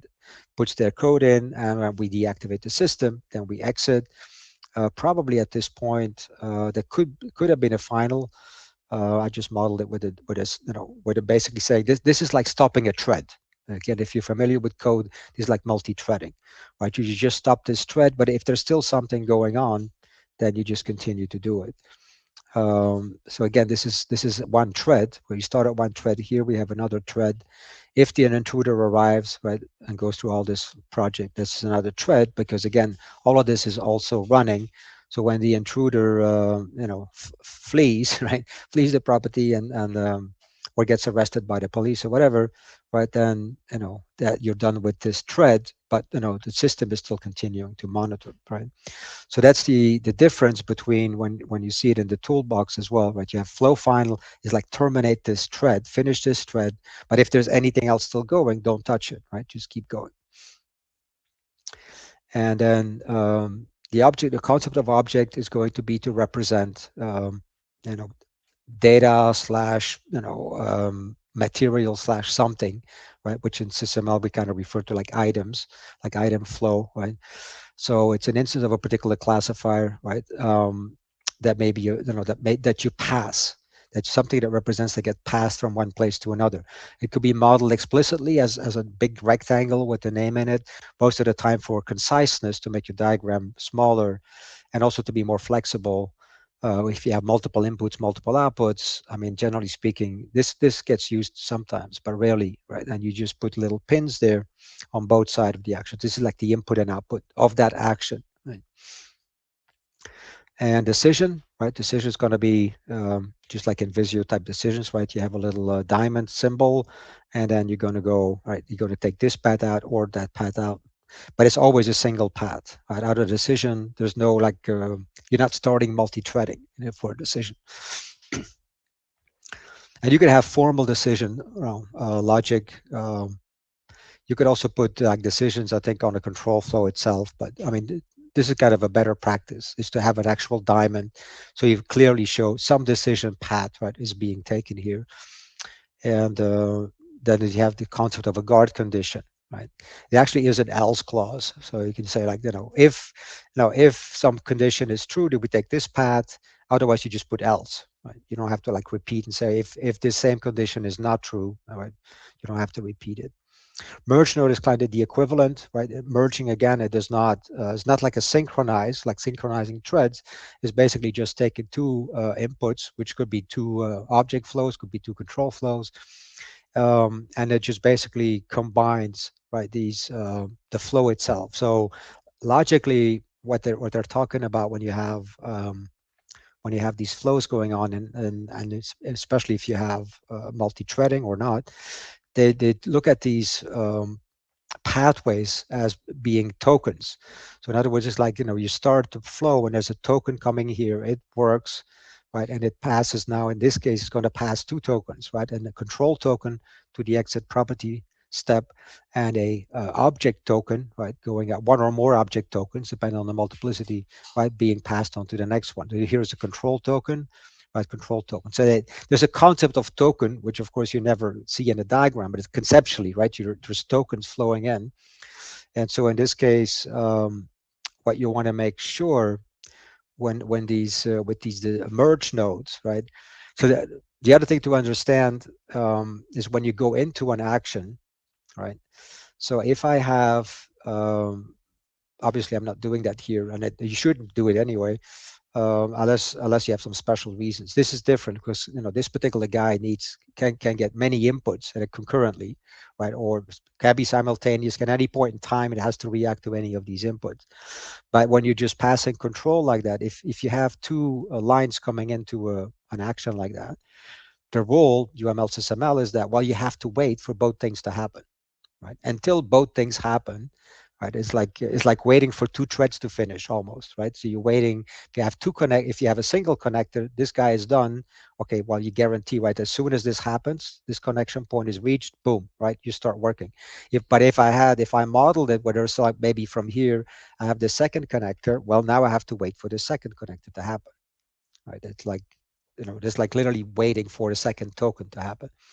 So then when you have like in your flow, sometimes the reason you use merge node. So actually I have a merge node example here.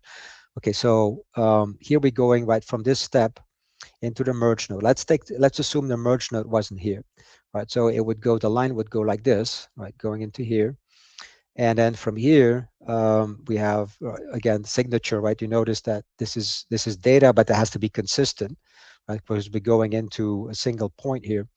So here it's going to go right like that. So if the merge node wasn't here, this connector would go into here, and this connector would go into here, right? You literally have two lines, right, going into the same pin, in the same input.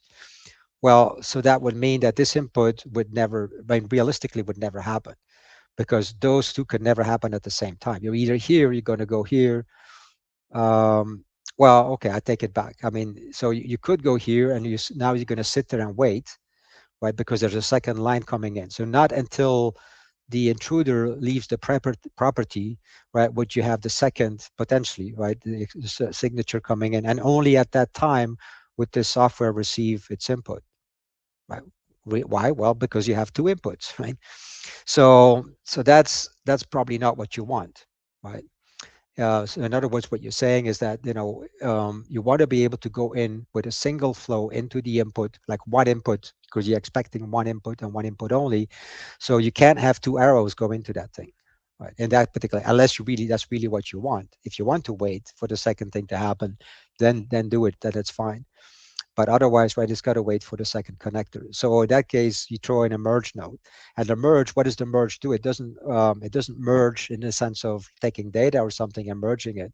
The merge is to say, okay, you have a control token coming in here, and you have a control token coming in here. It will just basically let it through, right? It's going to flow through it. It's not going to stop it or any way, but it allows you to merge these two touch points, right? These two tokens. So that way you can go back out with a single one. So now it will flow nicely. If you go from this path, it will go in here, right? And this one does not wait, right? Because that's its whole purpose, is to serve as a merge point, right, for your connectors. So that we go back out into a single input, into this input. So now whether the signal comes from here or the signal gets from here, doesn't matter, right? The monitor intruder immediately receives that signature. It's not waiting for this second thing to happen. So I know it's pretty technical, but it's important, right? Because otherwise, if you don't model it correctly, if you ever try to simulate or execute these things, it would never work, right? So that's why have a merge node? Well, this is a very good example. Right? This does not synchronize anything, but it's basically accepting one, right, among several alternate flows and just passing it down, right? Passing it down as always as a single token. Now, the difference fork and join, I don't have explicit examples yet, but I'll show you some later. That is where you would literally start multi-threading, right? Just basically say, okay, I have one touch point here, and now I'm going to do this and this and this in parallel, right? So code-wise, that would be like multi-threading. Right? How it's implemented, that's not important. The activities don't care, right? But that's logic. You have multiple concurrent flows happening. Each of these flows may take a completely independent path, may never rejoin, right? Just like in code. Or you may have some cases where you need to say, well, there's three things that we started doing in parallel, but those two I need to wait for those two to complete together, right? Both need to be done before I can continue with something, for example, right? So then you do a join. But it's like one in, multiple out means fork, multiple in and one out means join. I mean, it's actually, in the tool, they actually use the exact same symbol, which the exact same element, which is wrong, actually, but it's no big deal. So control flow, right, is an edge that starts an activity. So again, when you pass control, you know, in the back of your mind, you're going to say, well, how's that going to happen in real life, right? How do you actually pass control? Not that you need to necessarily go into the detail of how, but you still want in the back of your mind, keep thinking about how do we pass control from one thing to another, right? And you could sometimes just document it, you know, kind of put the connection in here or refer back to a BDD or an IBD that kind of shows how that connectivity works. Well, what is the actual transport mechanism, like we just talked about, right, to get to literally pass control to something else. And then object flow, right? You see already two connectors, right? An object flow is always a full line. Here you kind of see this is a UML representation of control flow. In SysML, it should be a dotted line, but you have to tell the tool that you want it that way. And then, yeah, for object flow, like I said, you could put a, you know, could be a big rectangle in between, but a lot of times we just do it with the little square pins, right? To just show. I mean, there's pros and cons because here you only need to represent that element once. Here you're going to have to, you know, represent it twice, right? Because it's going to be on the output and also again on the input. Technically, there's a way to do like transformations in between, etc. This activity diagrams are actually very complex if you look in the spec. But in real life, I mean, the way we use this day in, day out, I think most of the time, see here, like, you know, you have user validation request, see in real life, like dispatch request, right? It was like, why do I have to repeat everything twice, right? Because you're not going to do like magic transformations behind the scenes, right? If you wanted to do that, you'd have an action that says transform message A to format B or something like that, right? So by convention, I would say, you know, unlike in this example, if you either you define the input or the output on either side, by convention, I will document on the output side. Say, okay, this is what I'm pushing, and then I'll leave this one like blank, right? Same thing here. I would document user validation request on this pin, and I would leave this one blank. So because just like right, you're saving a lot of time. If you know, if you're pushing A out, it's got to, by the time it reaches here, it's still A, right? I mean, you have to make that assumption that nothing drastic is going to happen. It's like bits and bytes, right, going over the wire. I mean, you don't expect anything to happen to them, right? So that just to reduce the amount of work you guys have. So from a SysML perspective, this is what, right? So you have here a block, right? You right-click activity, exactly like we just did. And then you will notice, by the way, I don't know if I showed you that in the tool, when you go back up here, blocks. Okay, let's close some of this stuff out. We can close that out, and close that out. Package one. Okay, so right, immediately shows up, right? And you can hide that, so just another compartment. But you know, all the activities that the block performs, right, will show up. Boom, boom, boom, boom, and one after the other. And you know, if you're, like I said, if you need it, if you say, well, I'd like to have a report, not just of the activities performed by block 2, excuse me, but also like all the all the actions that it performs, right? That are the things that are in its swim lanes, then we have to run a query, right? You probably wouldn't want it in a diagram because you could literally have hundreds of actions, right? That some component needs to execute. So doing that graphically probably doesn't make. I've seen people do it, but it's pretty crazy. I think you're just much better off running a report. Right, remember that from I think we did that on Tuesday, right? So this is at the database level, right? These are not your personal preferences. So in the exercise model, obviously, I already said that. When you guys go to your you know, current models that you're working with, right? Just remember to set that dashed line for control flow. Just trying to see if there's anything. So now from a toolbox perspective, right? So you're going to have your initial node, right? You're going to have your actions. So atomic actions, right? The initialize service. This is a call, right? You see, it's a call to another entity. So I'll show you in the tool how to do that. Right, we're passing in information, excuse me, between those two calls, right? Command, again, it's labeled on both sides, but I wouldn't worry about that.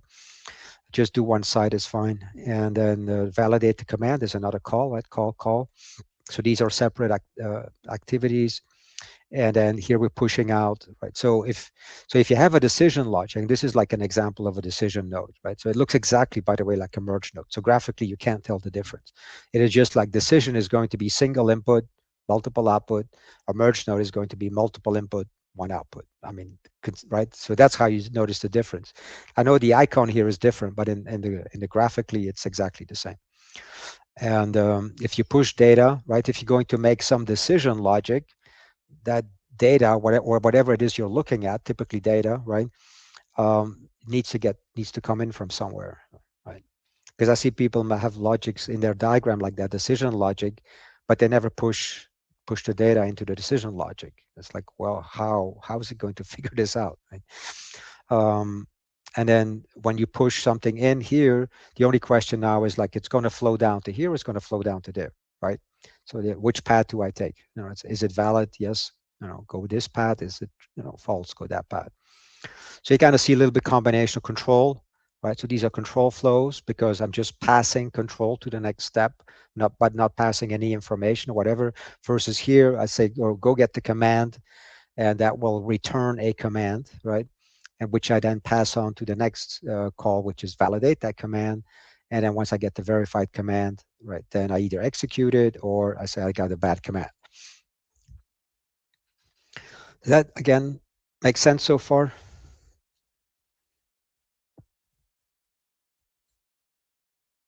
Yeah. Okay. So if we look a little bit at the tool, right? So when you start an activity, again, I would always, it's the first thing I always do is think about, okay, and sometimes you only know at the end of the flow, like how many other components are involved, but you generally have some idea, right? You know, oh, component 1, 2, and 3, right, are going to be involved. And then sometimes it's going to be more, you just add them afterwards, it's no big deal. But I always put my swim lanes there first. I'll show you some tricks as well to make your life a little bit better. Just like so the tool, when they put a kind of swim lane / partition on the diagram, it's going to assume kind of a Visio, right, horizontal, which is fine. But you have this little icon here, and for activity diagrams, I rarely do them in horizontal. I typically always do in vertical. But again, it's almost like a personal preference. Just throw a name in there, right? But you know, you'll have to basically change that name to actually, you don't have to even name the lane, right? Because as long as you point it to something that it represents. So for example, let's say that this partition is going to represent some external entity. Let me see if I have anything in here. Maybe not, but let's see. Do I have any actors in my library? No. So we'll just pick a block or create a block in here. Right, to just create a block that says driver, right? So like the driver of a vehicle, as an example, right? I could pick actor here as well, but again, that's really doesn't belong here. So I'm going to say, okay, so the first lane, the initial event, right, the trigger that's going to start this whole process flow is going to come like from the driver of my vehicle. So how I'm going to assign that, again, you can do Control L as usual, just like you did with ports and stuff like that. You can, here they actually, it's interesting, right? Sometimes they show you the shortcut key, sometimes they don't. You could do instance classifier, or I can go in here. There should be a way to do it here as well. Dimension external represents. Interestingly, they forgot to do that, right? Because there should be something here. The represents is not the same thing as the allocation. So you pretty much, for these swim lanes, you have to like, you know, do instance classifier, since there's no specific property sheet for it, or just use Control L, right? And now I can go into I'm going to find my driver, right? So everything that happens here, right, the driver has to perform. And then let's just say that there's going to be, you know, in this particular example, right, we're just going to add 2 more partitions, right, for things that the system now has to do. So generally what I do is I kind of have some idea, right, how deep this is going to go in terms of like graphical space.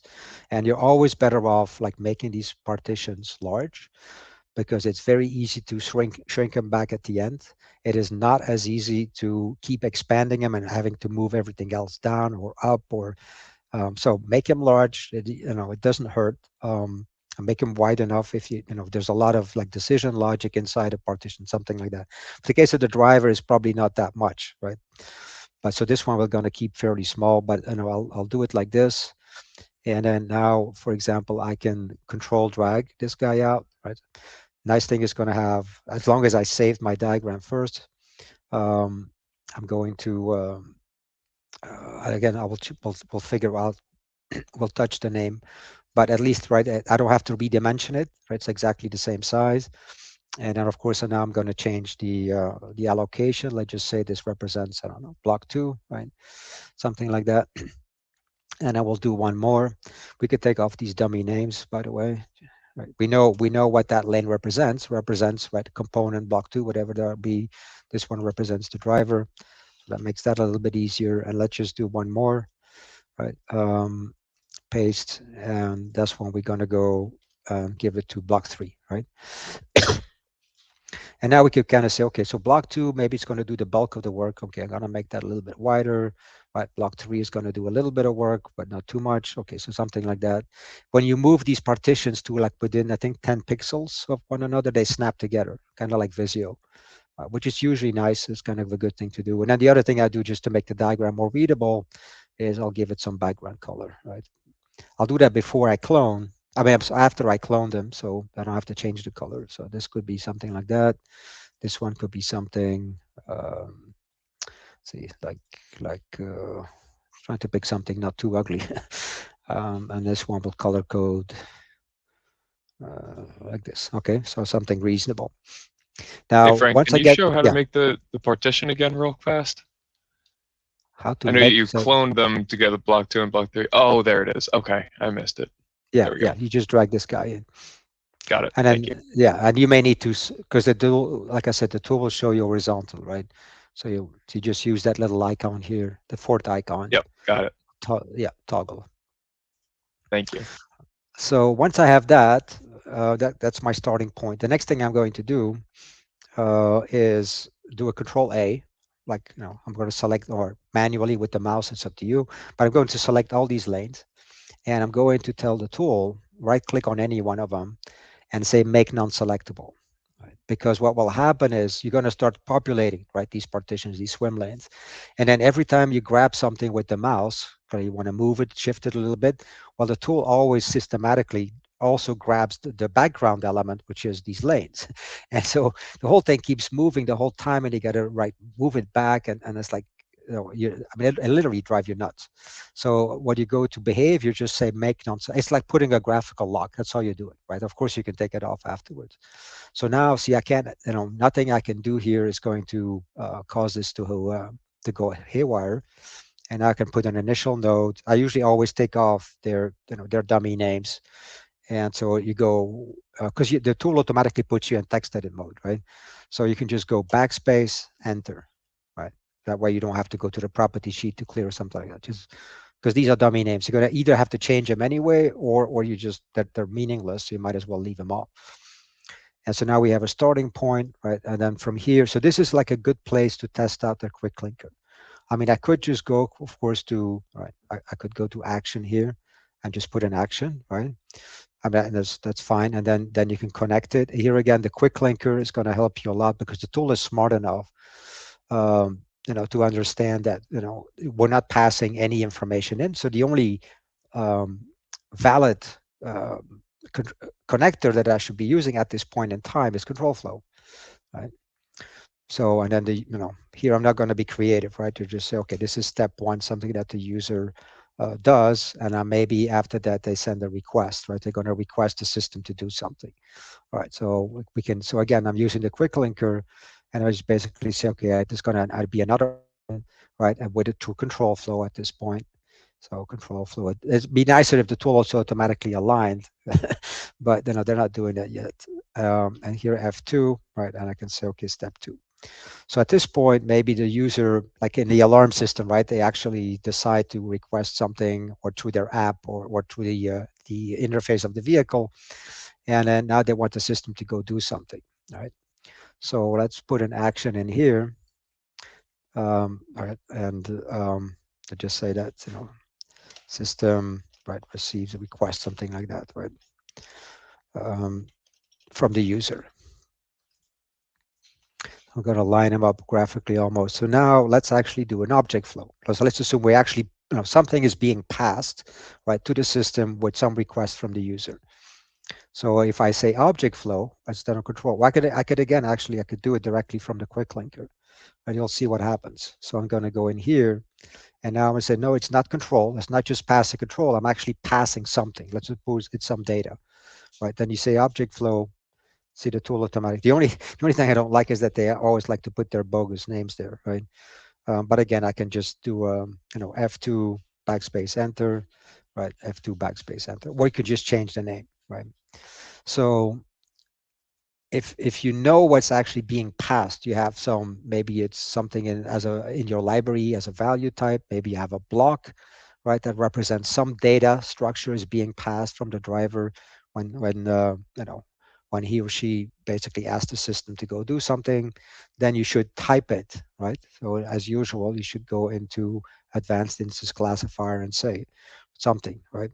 So I don't know if I have anything that makes sense in here, right? But we could just pick something out of the library, maybe, right? Automotive values, horsepower, mass, pressure gradient. Really not much that I can use here, but so we'll just use a primitive, right? So you're just passing in some string, okay, at this point. So you get a string, and then the system will analyze the string and see what the request is about. So you assign the data type. Sometimes you don't know what the data type is, or you don't care, right? If you're doing very abstract level diagrams, then you could just label it what it is, right? So here I'm just going to put some generic label in here, right? So the user is pushing some request or some command, right? Let's say it's a command. And then that comes in the form of a string, and that's going to go into the system, right? System receive request. So at this point, again, I just take off their default name, right? And again, I could say request, colon string, but it's like overkill, right? So let's also see. So the next thing I want to show you is, I think I have some library in here. Oh, let's find that out. Yeah, the exercises, coffee maker surveillance. Maybe not. Maybe I don't. But I was pretty sure I had some library of activities in here. Oh, let's find out. So let's run a query. Right. I'm gonna pick one of my queries. SQL get elements by type. And so I'm just going to search for all the activities that are in this database. I forgot what I have in there, what I don't have. Oh yeah, all kinds of stuff. Okay, but all right, monitor intruder. Yeah, some of those come from the examples, like the distill, right? Boiling water. I could see that distiller. Validate. Okay, so what about this guy here? Okay, so yeah, I figured I had some. Could be it's probably on the UML side, but it doesn't matter, right? For the example right now, this is from like an ATM example, right? Recording transactions, validating withdrawal, withdraw cash from an ATM. So it's kind of a simplistic example, but we'll use that just to illustrate the behavior. So let's just say, okay, the system receives this request, right? And I think some of these guys, well, not in this example, but I'll show you another one. Well, actually, let's just create another activity. That'll probably be easier. So I'm just going to switch toolbox for a second, so that I can create, I'll use the same diagram, right? Let's keep reusing the same diagram. Notice, by the way, that when you drag an activity or create an activity on a BDD, it looks like a block, right? Which technically is correct, actually, under the covers, right? An activity is also considered a block. It's kind of weird, but that's how SysML has it. And then I'll just say, okay, so some function, right? So let's assume this is a whole different activity. And in this particular case, I'm going to show you how to add. We're going to keep it simple, right? So we're going to have an activity that we want to call, and it's going to have one input and one output parameter. So let me drag this down somewhere, so it's better easier for you to see. Okay, so how would I add input and output parameters to an activity? So you're going to see here, SysML has some very special cases, which I don't think we'll have time to go into. But for when you, just as a simple example, we'll just do regular parameters, with simple parameters. So you could drag one of these things in here, that will work. You could also say new child elements, because these are the parameters, right, of the activity. So it's considered a child, right? And then you're going to see activity parameter here. Either way, right? Activity parameter here. Here it's called just parameter, but technically speaking, this is the correct name actually, this activity parameter. Okay, and I could say, okay, so this, let's just say that this is kind of, to follow my example there, right? Let's just say that on the input side is going to receive a request, right? So, or some, command request, let's say, CMND request, right? So the request to perform some command, and that the data type of that thing is just going to be a string. So we have a parameter tab for it, again, as usual, right? We're going to go into our library primitives and say just a string. All right, so that's going to be our input. And then on the output, so let's do, now I'm going to do a parameter from here just to show you that it's exactly the same thing. All right, and we're going to say this one is going to be, the result, right? Command result. Command result. Let's just say that's just to keep it simple, that the function is always going to return some number, right? For example, so it's going to be, but again, we're going to use our library, and let's say that it's return some real number, right? So all commands always return a number, right? Oh, I didn't save it yet. Okay, right? Pretty simple. One input, one output. If you actually look in the tool now on the activity definition, right, you're going to see the parameters here. But also interesting, if you look on the behavior, right, you see that this is going to look like a function call, right? You see command request, colon, string, comma, command result. That's literally how the tool interprets that, right? Is to say this looks like a function, except that instead of having code directly inside the function, we have, right, the activity diagram, right, all the details underneath. So one input, one output. So let's say, whoops, sorry, didn't want to do that. Let's say that at this point, I want to go back into my, and the next thing we're going to do, that block 2 is going to do, is to call, right, this other function. Right now, I don't have it under a block. It really should be under a different block. I literally should be under block 2, right? Because I'm giving it the ability, I'm calling it within that swim lane. So logically, I'd have to then, right, move it. I'm moving this activity under block 2 as well, right? So it now has some function. So that would be like an internal function, right, that it calls itself. I could have put it under block 3 and then we call it on block 3, right? It's just, this is where I allocated it. So then when you're ready to call something like that, what you do is you take the activity that you're calling, right? You're going to drag and drop it into that lane, and now you don't want to link because that would bring in an activity, which is not right. But, the tool shouldn't even give you the option actually. It could be a partition, right? That's another way to create partitions, by the way, but not with an activity, but with a block, right? Typically, you drag a block in and then you make it a partition, so the tool automatically do the assignment for you. That's in this case we wanted to call, right? So basically, it's called an invocation because I'm calling this activity. And then on the structural elements, you could do it here, but I usually leave that off. I'll show you in a second, because there's some quirks in the tool when it does that. So we are calling some functions, but you can kind of already tell, right? So as soon as I have this call, right, the tool notices that you're calling a function that has an input and an output. And by the way, I did forget to do that. Let me fix that up, because I said this is an input and an output, but I didn't actually flag it that way. So if I go to parameters, see, the tool assumes in by default, right? But in this case, it's an output. I need to change the direction. There's no little arrow going in. That would be really nice if it did that, but so, right, in other words, you'd see a little arrow going in there, but it's not part of the spec. It's not a tool issue. It's just that, it's not in the specification. So that's why I have my convention, inputs on the left, outputs on the right. But yeah, this is now an out. And so when I go back into my call here, right, I'm going to see in my features, right, that's why, by the way, it's called interaction points and not ports. A port is one kind of interaction point, an activity parameter is a second point, right? That's why they use a generic term. So in this case, I'm going to have my command request, right? I'll make that visible, right? And then of course, it also means, by the way, that this thing here, which is not a call, right, is going to have to push something, right? It's going to have to pass down that request that came in here, but maybe it does a validation or something, right? Because otherwise we could have gone straight to here. Let's say that it kind of validates, make sure that that the request is correctly formatted, etc. And so here again, I would do, in this case, right, the tool should only give me the option of an object flow because I'm going into a pin, and there it is, object. I don't know why they're pushing it all the way down here, but right. So they I had a missing pin. Notice they automatically created it for me. I'm just going to take off the default name. I don't need to qualify it because this already says that it needs to come in as a string, and it means that it's a command request, right? Same thing here.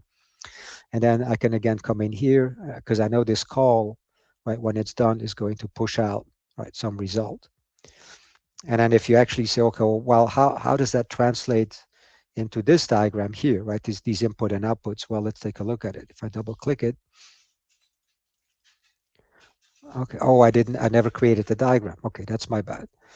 So I gave it to parameters, but I never actually added the diagram, right? So let's do that. Or I could do it graphically. I should be able to do it from here as well. Just say add diagram. So in this case, I can directly add the diagram because I already have the activity, right? So I have the wrapper around. Oh, we're running out of. So well, let's stop right after this. But I'm going to show you just how to create. So you just ML, right? Just a regular activity diagram, some function, right? Boom. Here we go. By the way, sometimes it's nice when you have these. Same thing with ports, right? You want a little bit more space, but you're trying to move this, and the tool doesn't let you move the. Well, all you need to do is right-click it and make it selectable. Then you can drag it away a little bit, so you have more room, right, to show your inputs and outputs. And then I would show my output down here somewhere, right? And then I relock it. Oh, they just moved it back. Okay, it's kind of interesting. Yeah, for some, this is strange. That's like a quirk in the tool because they won't let me move. I guess once I actually move something in here, let's test out this theory, right? I'm going to put an initial node. Yeah, see now, so once you have something inside, they'll let you move your input, right? So the input's going to come here. That's going to get fed into some action, right? It's going to perform some work, and it's going to go out again. So that's the logic. So I forgot to keep track of my watch here, but any questions before we break for lunch or early dinner? No questions for me. All right, so I'll see you guys or get back to you in about an hour. Sounds good. Thanks, Frank. Okay. Yep. Bye. We're